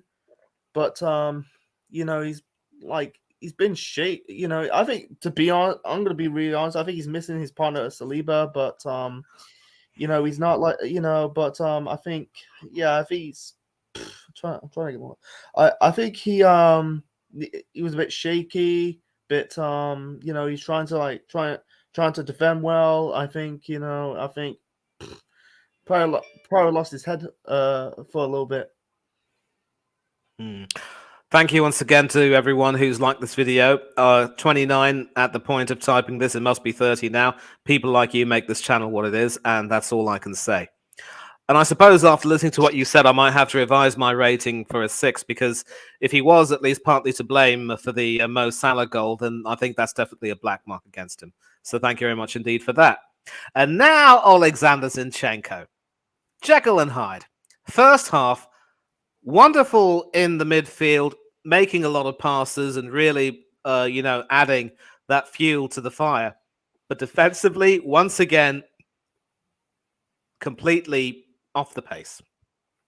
How he allowed Alexander Arnold to nutmeg him for that goal was just, on one hand, you got to compliment Trent for that wonderful piece of skill. But again, Zinchenko will not want to look back on that with any, pride.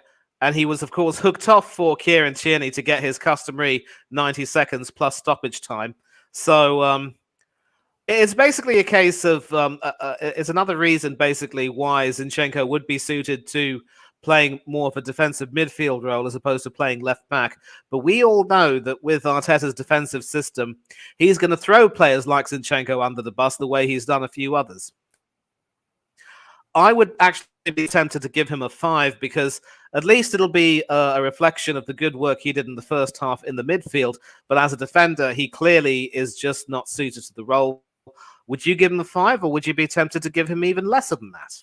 I give him 5, man. He didn't play badly, but he's not a left back. He's too exposed as a left back. He's a central midfielder. Like this whole infertile left back. That's a man. I hate these on today's football. Like they're making up these new names for positions, like infertile wingers, infertile fullbacks, and wing backs, and Mensalas, and Calameros, and whatever. It's just like, come on now. It's just like, man. But I think he did. I think he did try. He got stuck in the second half, but I think he's trying to be like, one moment he's trying to be a midfielder, and next thing he's trying to be a left back. He's just like in and out, shake it all about. Stick to.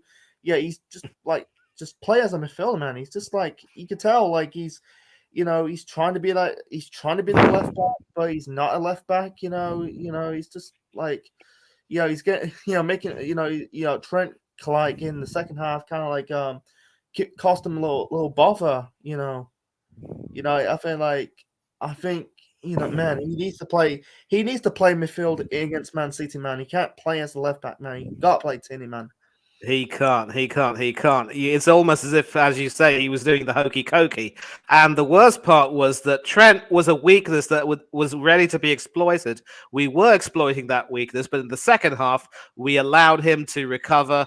Virgil van Dijk was allowed to recover and get back to some of his best form. And that is something which now sticks in my craw. I said it in an earlier stream, when facts change, I change my mind. This performance is another reason why I have no faith in Arteta to take us forward. But as Connor said, last few weeks of the season, we have no choice but to back him and take it from there. And if we win the league, all will not be forgiven, but at least it will, calm a few nerves down. Now we go to the midfield. Captain Odegaard. Like Zinchenko, for me, a game of two halves. He was very much involved in the build-up for the first goal, where he threaded that pass through to Martinelli and certainly tried his bit to, influence the game. Wrong word, perhaps, but in his own way, he certainly tried to get himself more involved. But in the second half, again, he allowed himself to disappear. People talk of him as the invisible man, or maybe some sort of a superhero where people sort of ignore him. Well, it's as if, know, he made himself invisible, but didn't really have that much effect in the second half. And he was another player who was bitten by that second half bug. And he was taken off for a defender. I really cannot understand the logic behind that decision, but it is what it is. I would also be tempted to give him a 5 because this was also a game where we needed him to step up and make himself counted, and he failed to do that in the second half. Would you give him a 5 or a 6 or maybe lesser than that? Probably. It's hard to. This is hard to rate Odegaard, man. I think he's been poor, man. He's been disappeared. He just disappeared, man. He's this is the biggest game. I don't want to call it the biggest game, but the biggest game to attempt to get one close further to the title. He didn't show up, man. It's for me, I said this is ages ago. Said he was never the same after the Tottenham game when he scored that goal past that stunner of that goal. But I don't know if he scored against Fulham, but he's just man, this is I don't get why people get the hype of Odegaard because he played for Real Madrid. Earning you have to respect has to be earned on the pitch. Sometimes with Odegaard, he's not that type of player. You don't I don't know, man. He's he does that all the time. Sometimes he disappeared. He's just there for the money. But you're supposed to be the captain. You should be get stuck in trying to help our team win the game. But you spend the whole game disappeared, out and letting your team down. I think this is going to be my opinion, but I think he's probably the worst player of the pitch. That's just me. I give him I give him a 4, man. Ooh, wow. Half his jersey number. I only hope that when he plays against Manchester City, he doesn't go all buddy with Erling Haaland like he did at the Emirates, and we all know what happened afterwards. Mm-hmm. And the fact that Reading took back Dani Ceballos and allowed us to keep Odegaard, I think that says it all, really. Now we go to Thomas Partey. He certainly looked to be good throughout the entire match. I think he was one of the players who he never seemed to flag or lose energy. He was always involved, certainly a figure of calmness in that role. And I suppose, again, in the second half, he probably didn't win as many tackles as he would like. And even in the first half as well, at least he was the one figure in that midfield who was trying to exert some authority. But at least he didn't let up. He didn't lose energy. He certainly didn't make a poor pass. And he certainly looked quite solid. I'd be tempted to give him a 7 for his display, proving that with his talent, he starts over Jorginho every single time. And that is his best position for him. So what do you think? 7 for Partey or more or less? I give him a 7, man. He's been good. He didn't do something wrong. He done something right. He got stuck in, and I think I'm gonna say for Partey, this is his best season since he joined Arsenal. The last 2 seasons he's had injury blighted seasons.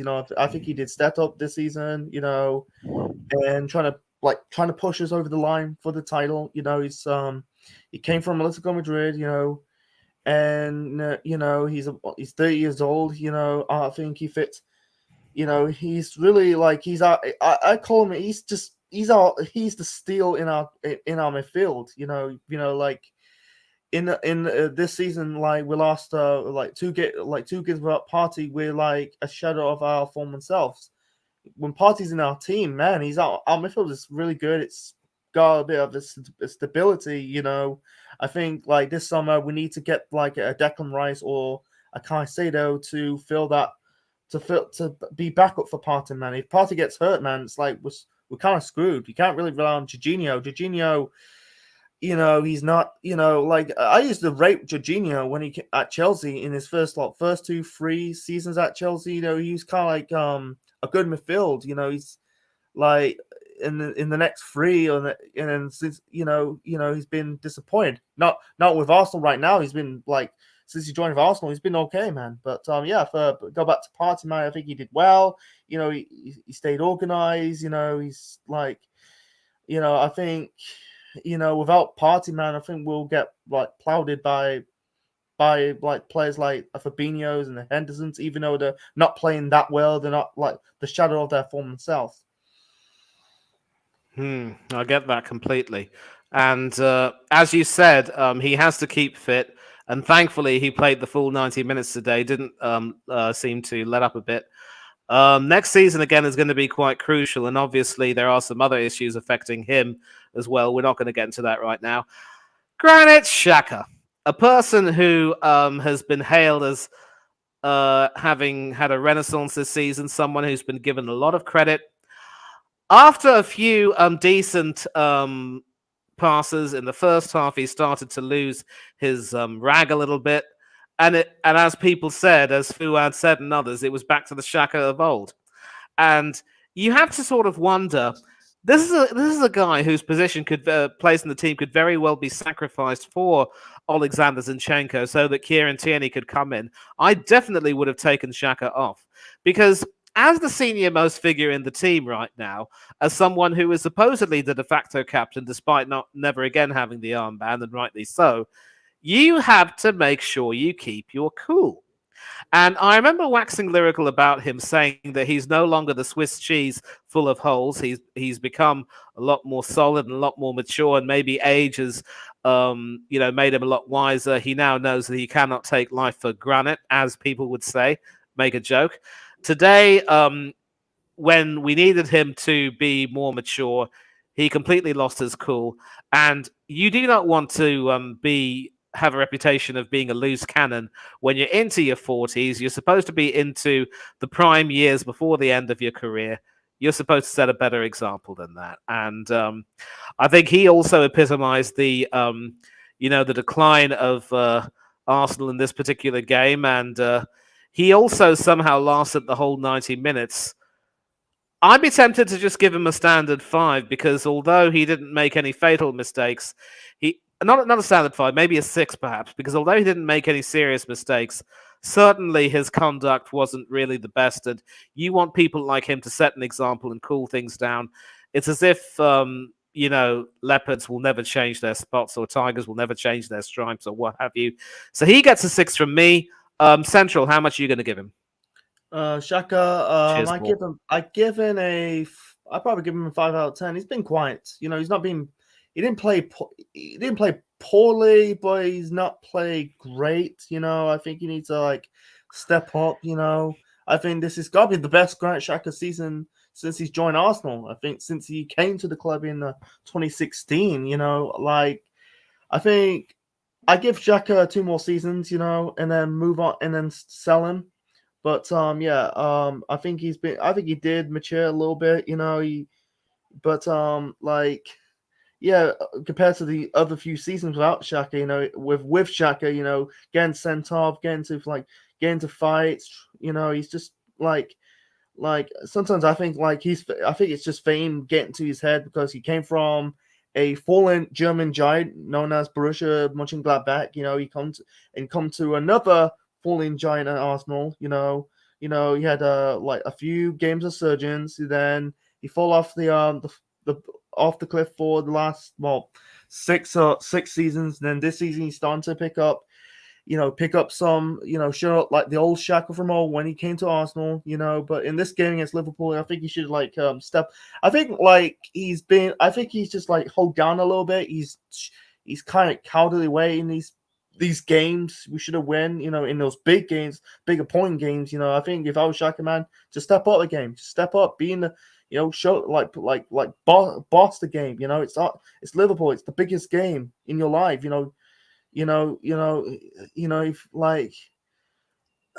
the biggest game of it's the biggest game, not biggest game in life, but it's the biggest game in the Arsenal season. And you're not big, like I said, he's not playing badly, but you need to show some strength. Don't pussy out in these games. If you're going for Agreed. A title or something.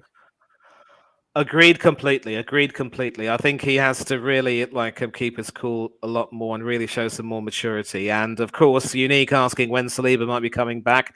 The injury doesn't look too good.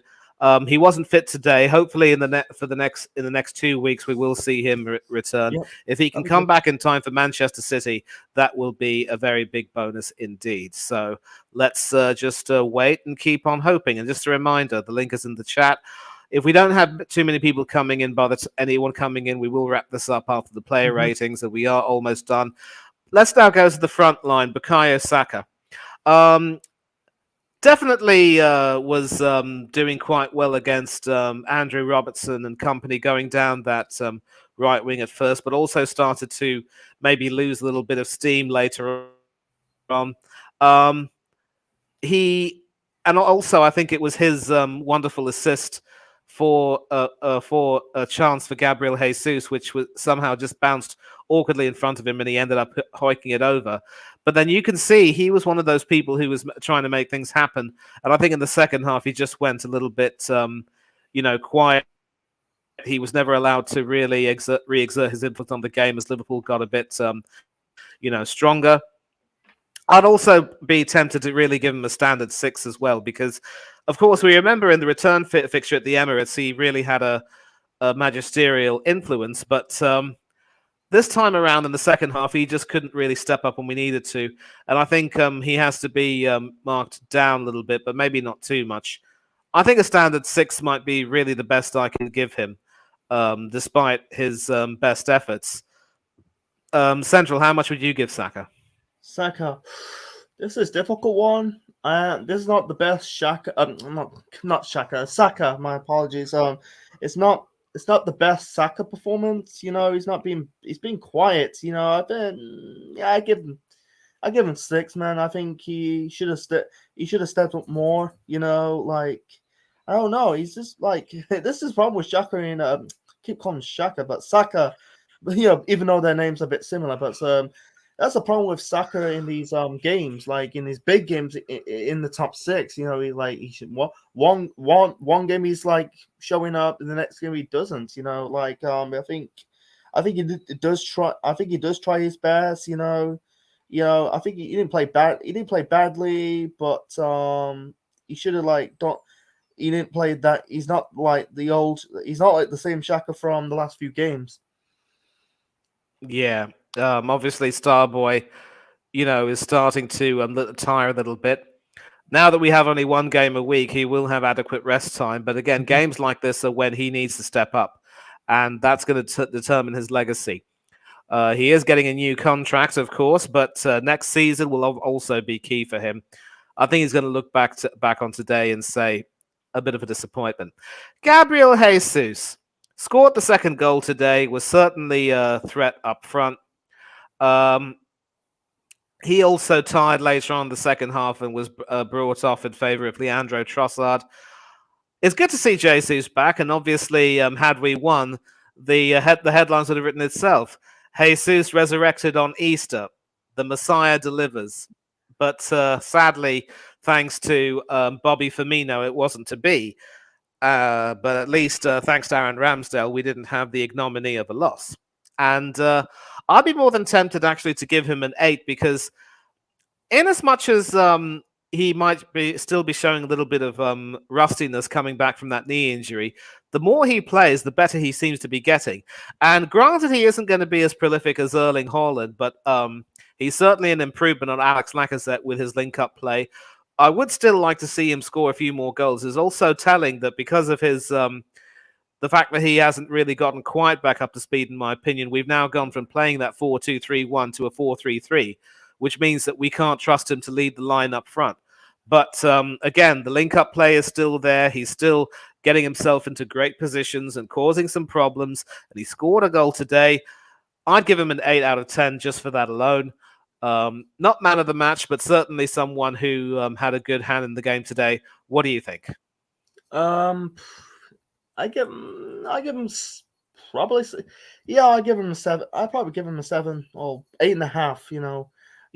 He's been good. I think he's been a breath of fresh air since he came back. I think we're really, ever since he got injured at the World Cup. I think we're like after the games against Tottenham and Manchester United, we don't really need him. But after those games against Everton, Man City, and Brentford, man, we really missed him. But yeah, he did come back, showing the hazel since he signed at the club. I felt like he might not be the type of player who can push us over the line, but he can show up. He does shows up. It's a good I think it was a good decision, signing him. He's only young. We'll probably have good years out of him. He's 25. We could probably have good 5 or 6 years out of him. Who knows? I think I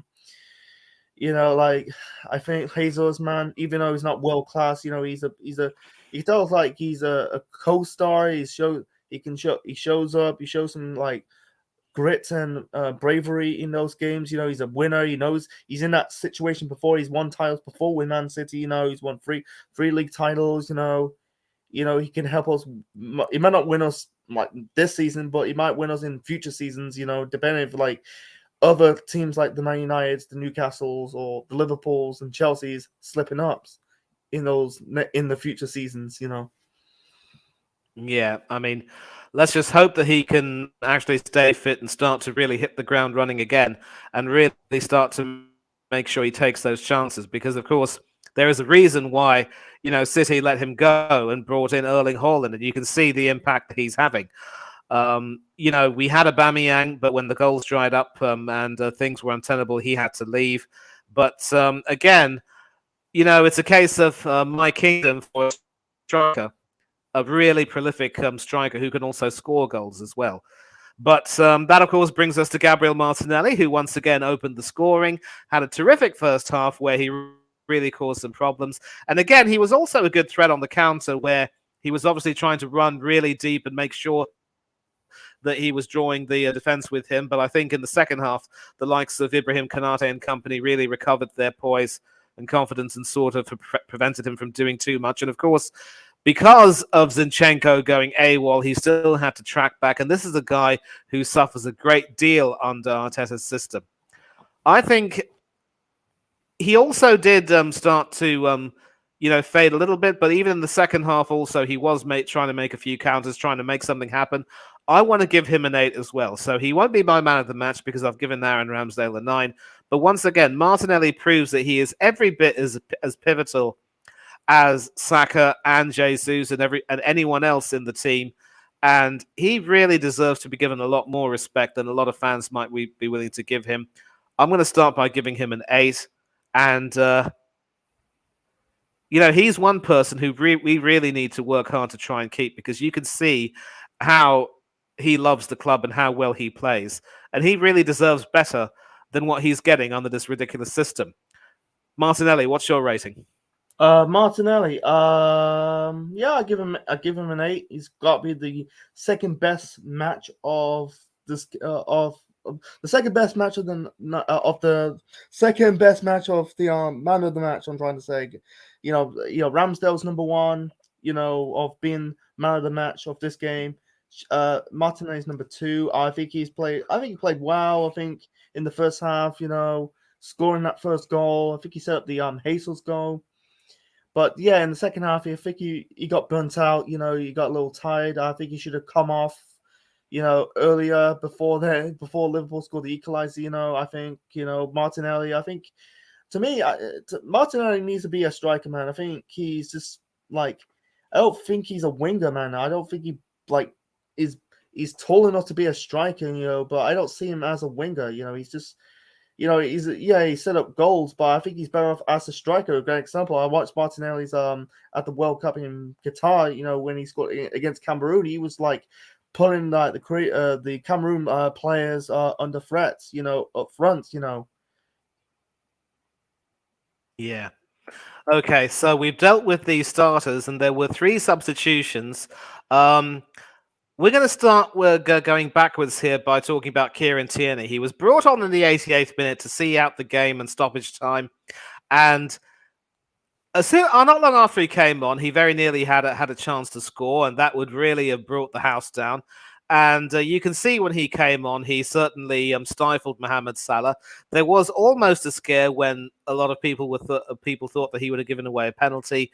I'm going to say right now that he had the intelligence to take his arms off Salah at the right moment. Everyone can see what he lends to the game even in the pitiful minutes that he gets.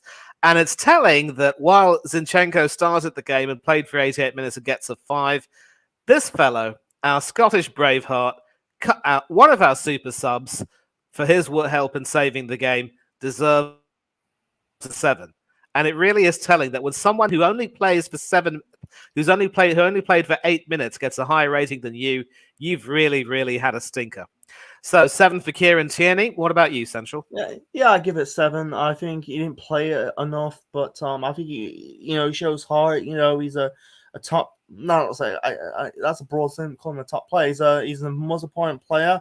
I think Arteta needs to start knock it off, playing Zinchenko as a left back, play Tierney as left back. He's a good player. I can see it. He's more of a leader. He's the guy who won league titles with Celtic. Even though the Scottish League is a small league, but he's won titles before he came to Arsenal. It feels sorry for me. If Tierney leaves this summer, it's good for him, man. I think he's been misused, man. I think Arteta. I said it in previous streams that the only reason why Arteta picks the only reason he doesn't like Tierney because of the old firm thing, because Arteta used to play for Rangers, Tierney used to play for Celtic. I feel like that's completely bullshit. Just because you play for the rival team doesn't mean you need to cuss them out, push them away. Yeah, I'm not too sure I can actually attach much credence to that, because prior to Zinchenko coming in, Tierney was actually a regular under Arteta. And let's not forget, he was one of our key players when we won the FA Cup under Mikel Arteta.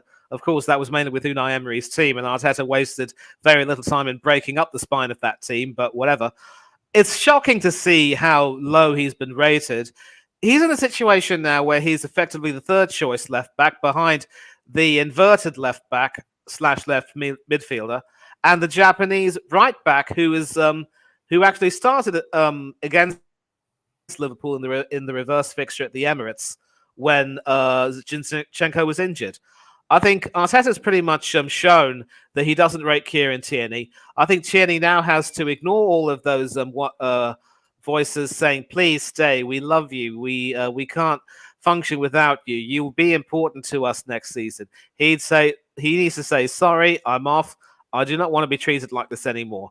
And although Newcastle might be a possible destination for him, my hot take is that he might join Aston Villa, managed, of course, by the former Arsenal manager Unai Emery, have a reunion with Emi Martinez and Callum Chambers, among others, and we can see him certainly competing with Alex Moreno for the left-back position while they send Lucas Digne on loan or sell him. And certainly he'd be the type of left-back that Unai Emery would absolutely love at the club.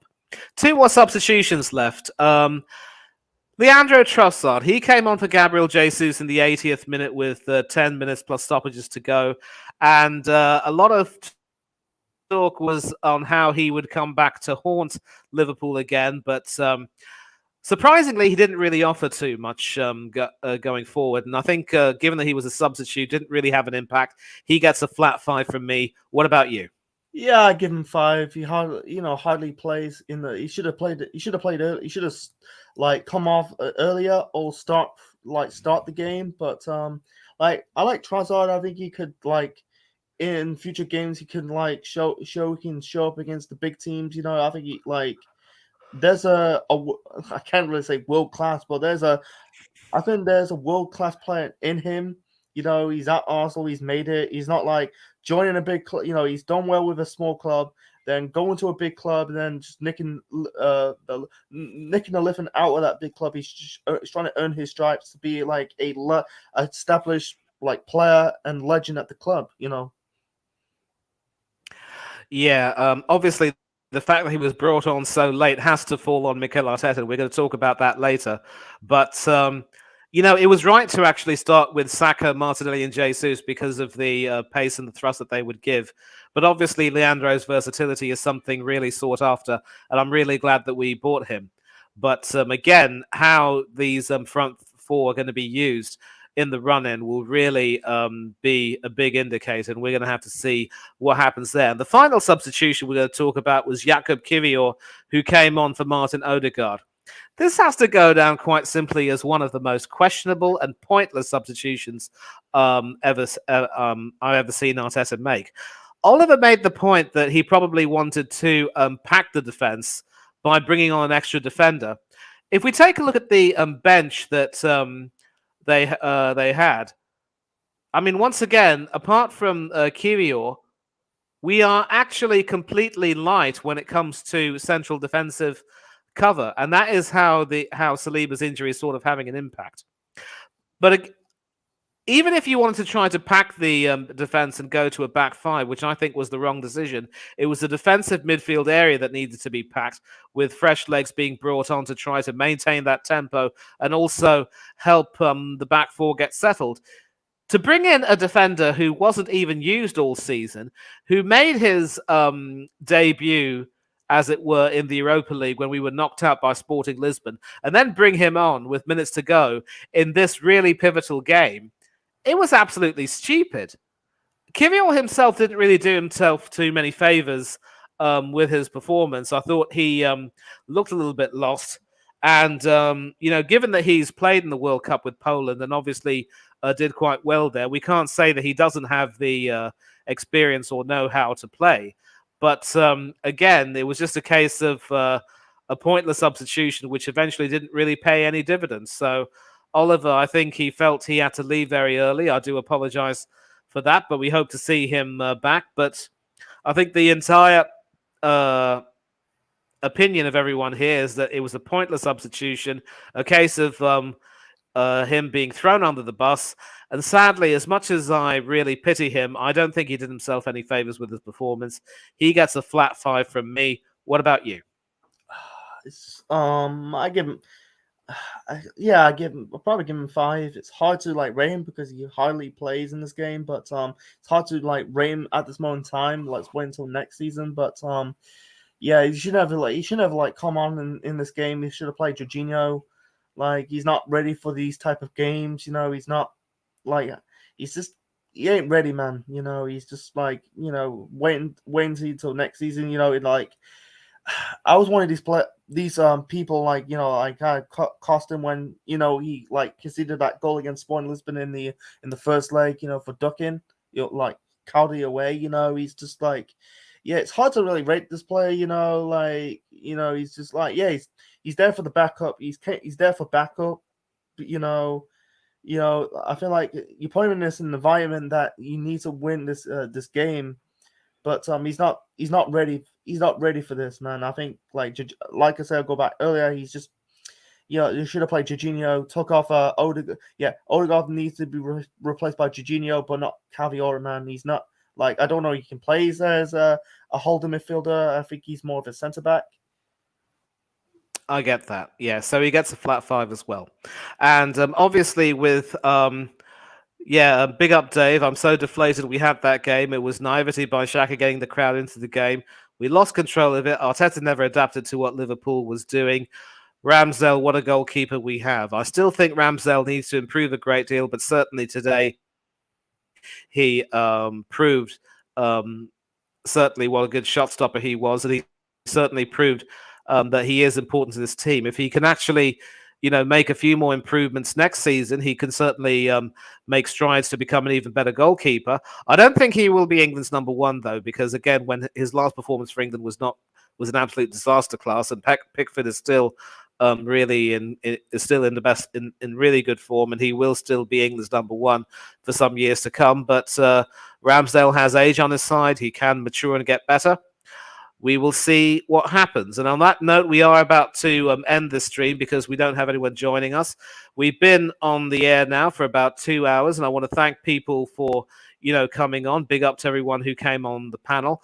I'm only sorry that people had to leave as early as they did, but it's it is what it is. And to all those of you who stayed till near the end, thank you very much indeed. Central, I'm now going to put you on solo layout. Please tell us where people can find you, your social media profiles, your YouTube channel, whatever. Yeah. Okay. Okay. 1 second. I'm gonna post it. I'm gonna post it on the comment section. 1 second. 1 second. I think I did. 1 second. think I did post it. Wait, I shared it. 1 second. I'm going to show you. It's coming up. Oh yeah, it's Central Band Network on YouTube. I'm just I just post the I post the link of my channel to subscribe. My channel's on 347 subscribers.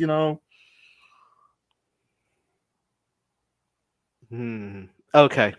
Thanks a lot for doing that. And before we go, we are going to sort of pay tribute to the chat. Dave, thanks a lot for joining in, late as it were. And the question you've asked is, do you think the 2 games City have against Bayern Munich might affect the game when we play them? I really don't see that happening because obviously City are going to want to try and win the Champions League, but they will also know that the Premier League is their priority. They do have the squad which will be good enough to help them recover in time to play a good Premiership game, and they don't really have that much of a hard run-in as such. And I just think they probably...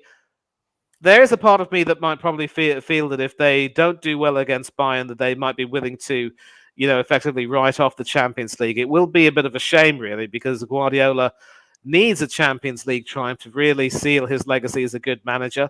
And I just don't know if they'll be able to get it against Bayern Munich. But as long as they can at least make sure they win the Premiership, all will be forgiven, even if it might mean saying to Guardiola, well, it's been nice, but we're not progressing in Europe. We might need a new manager, but we will see what happens. So thanks a lot for your question, Dave, and thanks a lot once again to everyone who's come in the chat. Big up to Game Killer, Alan Attich, Aces, The Upper Tier, Lenny Moon, Unique 79, Samuel Pugh TV, and Joanne Smith, of course. Said it quite perfectly there. Pargav, you're in the chat as well. Ryan Stockley, Lenny Moon, Paul Robinson, Arsenal Forever. Static, of course, one of the top moderators going around. He also had to leave. And, I can't really read all of your names immediately, but I will read out some of the ones that stand out. Carlos Eduardo, Darren Sullivan, Taib Hussein, Jaminho, Paul Robinson coming in again. Luke James, of course. 2-0 up, lacking any class to see it out. TJ Warren TV was also here. In fact, do go onto his channel again. He is hosting a call-in show in the next few minutes. Do please check that out, TJ Warren TV on YouTube. Just type it in and make sure you subscribe to that channel. Terrific stuff from the guy indeed. And Unique 79, of course, Hendon Guna, can't forget you. All those of you who've Golazzo, who also has a YouTube channel, and check out her artwork as well. Jez Collins, Mr. B for Life, and of course Warren's Team Talk, who was here on the panel earlier, Luca AFC, and Ali D, and more than a few others, and of course Dave Riley, who came on later. All those of you in the chat who I've mentioned, you're the ones who have made this video what it is. Obviously, the way things have gone, there's a reason why this is called Del Boy Gunner TV and not Manny Thangadurai TV. I tried to fill in for him today. I did my best. I know him, but I hope at least, the show was good enough for this evening under the circumstances. But once again, you're the ones who make this video what it is. You're the ones who make this channel what it is. It's a terrific channel. I love coming on here whenever I can. And if I have to fill in for Del, I always try and do so. I try and do it to the best of my ability. And it is what it is. And once again, happy Easter to all of you who celebrate. Happy Passover to our Jewish friends. Ramadan Kareem to our Muslim friends. Once again, shame about the football. Manchester City is a must-win.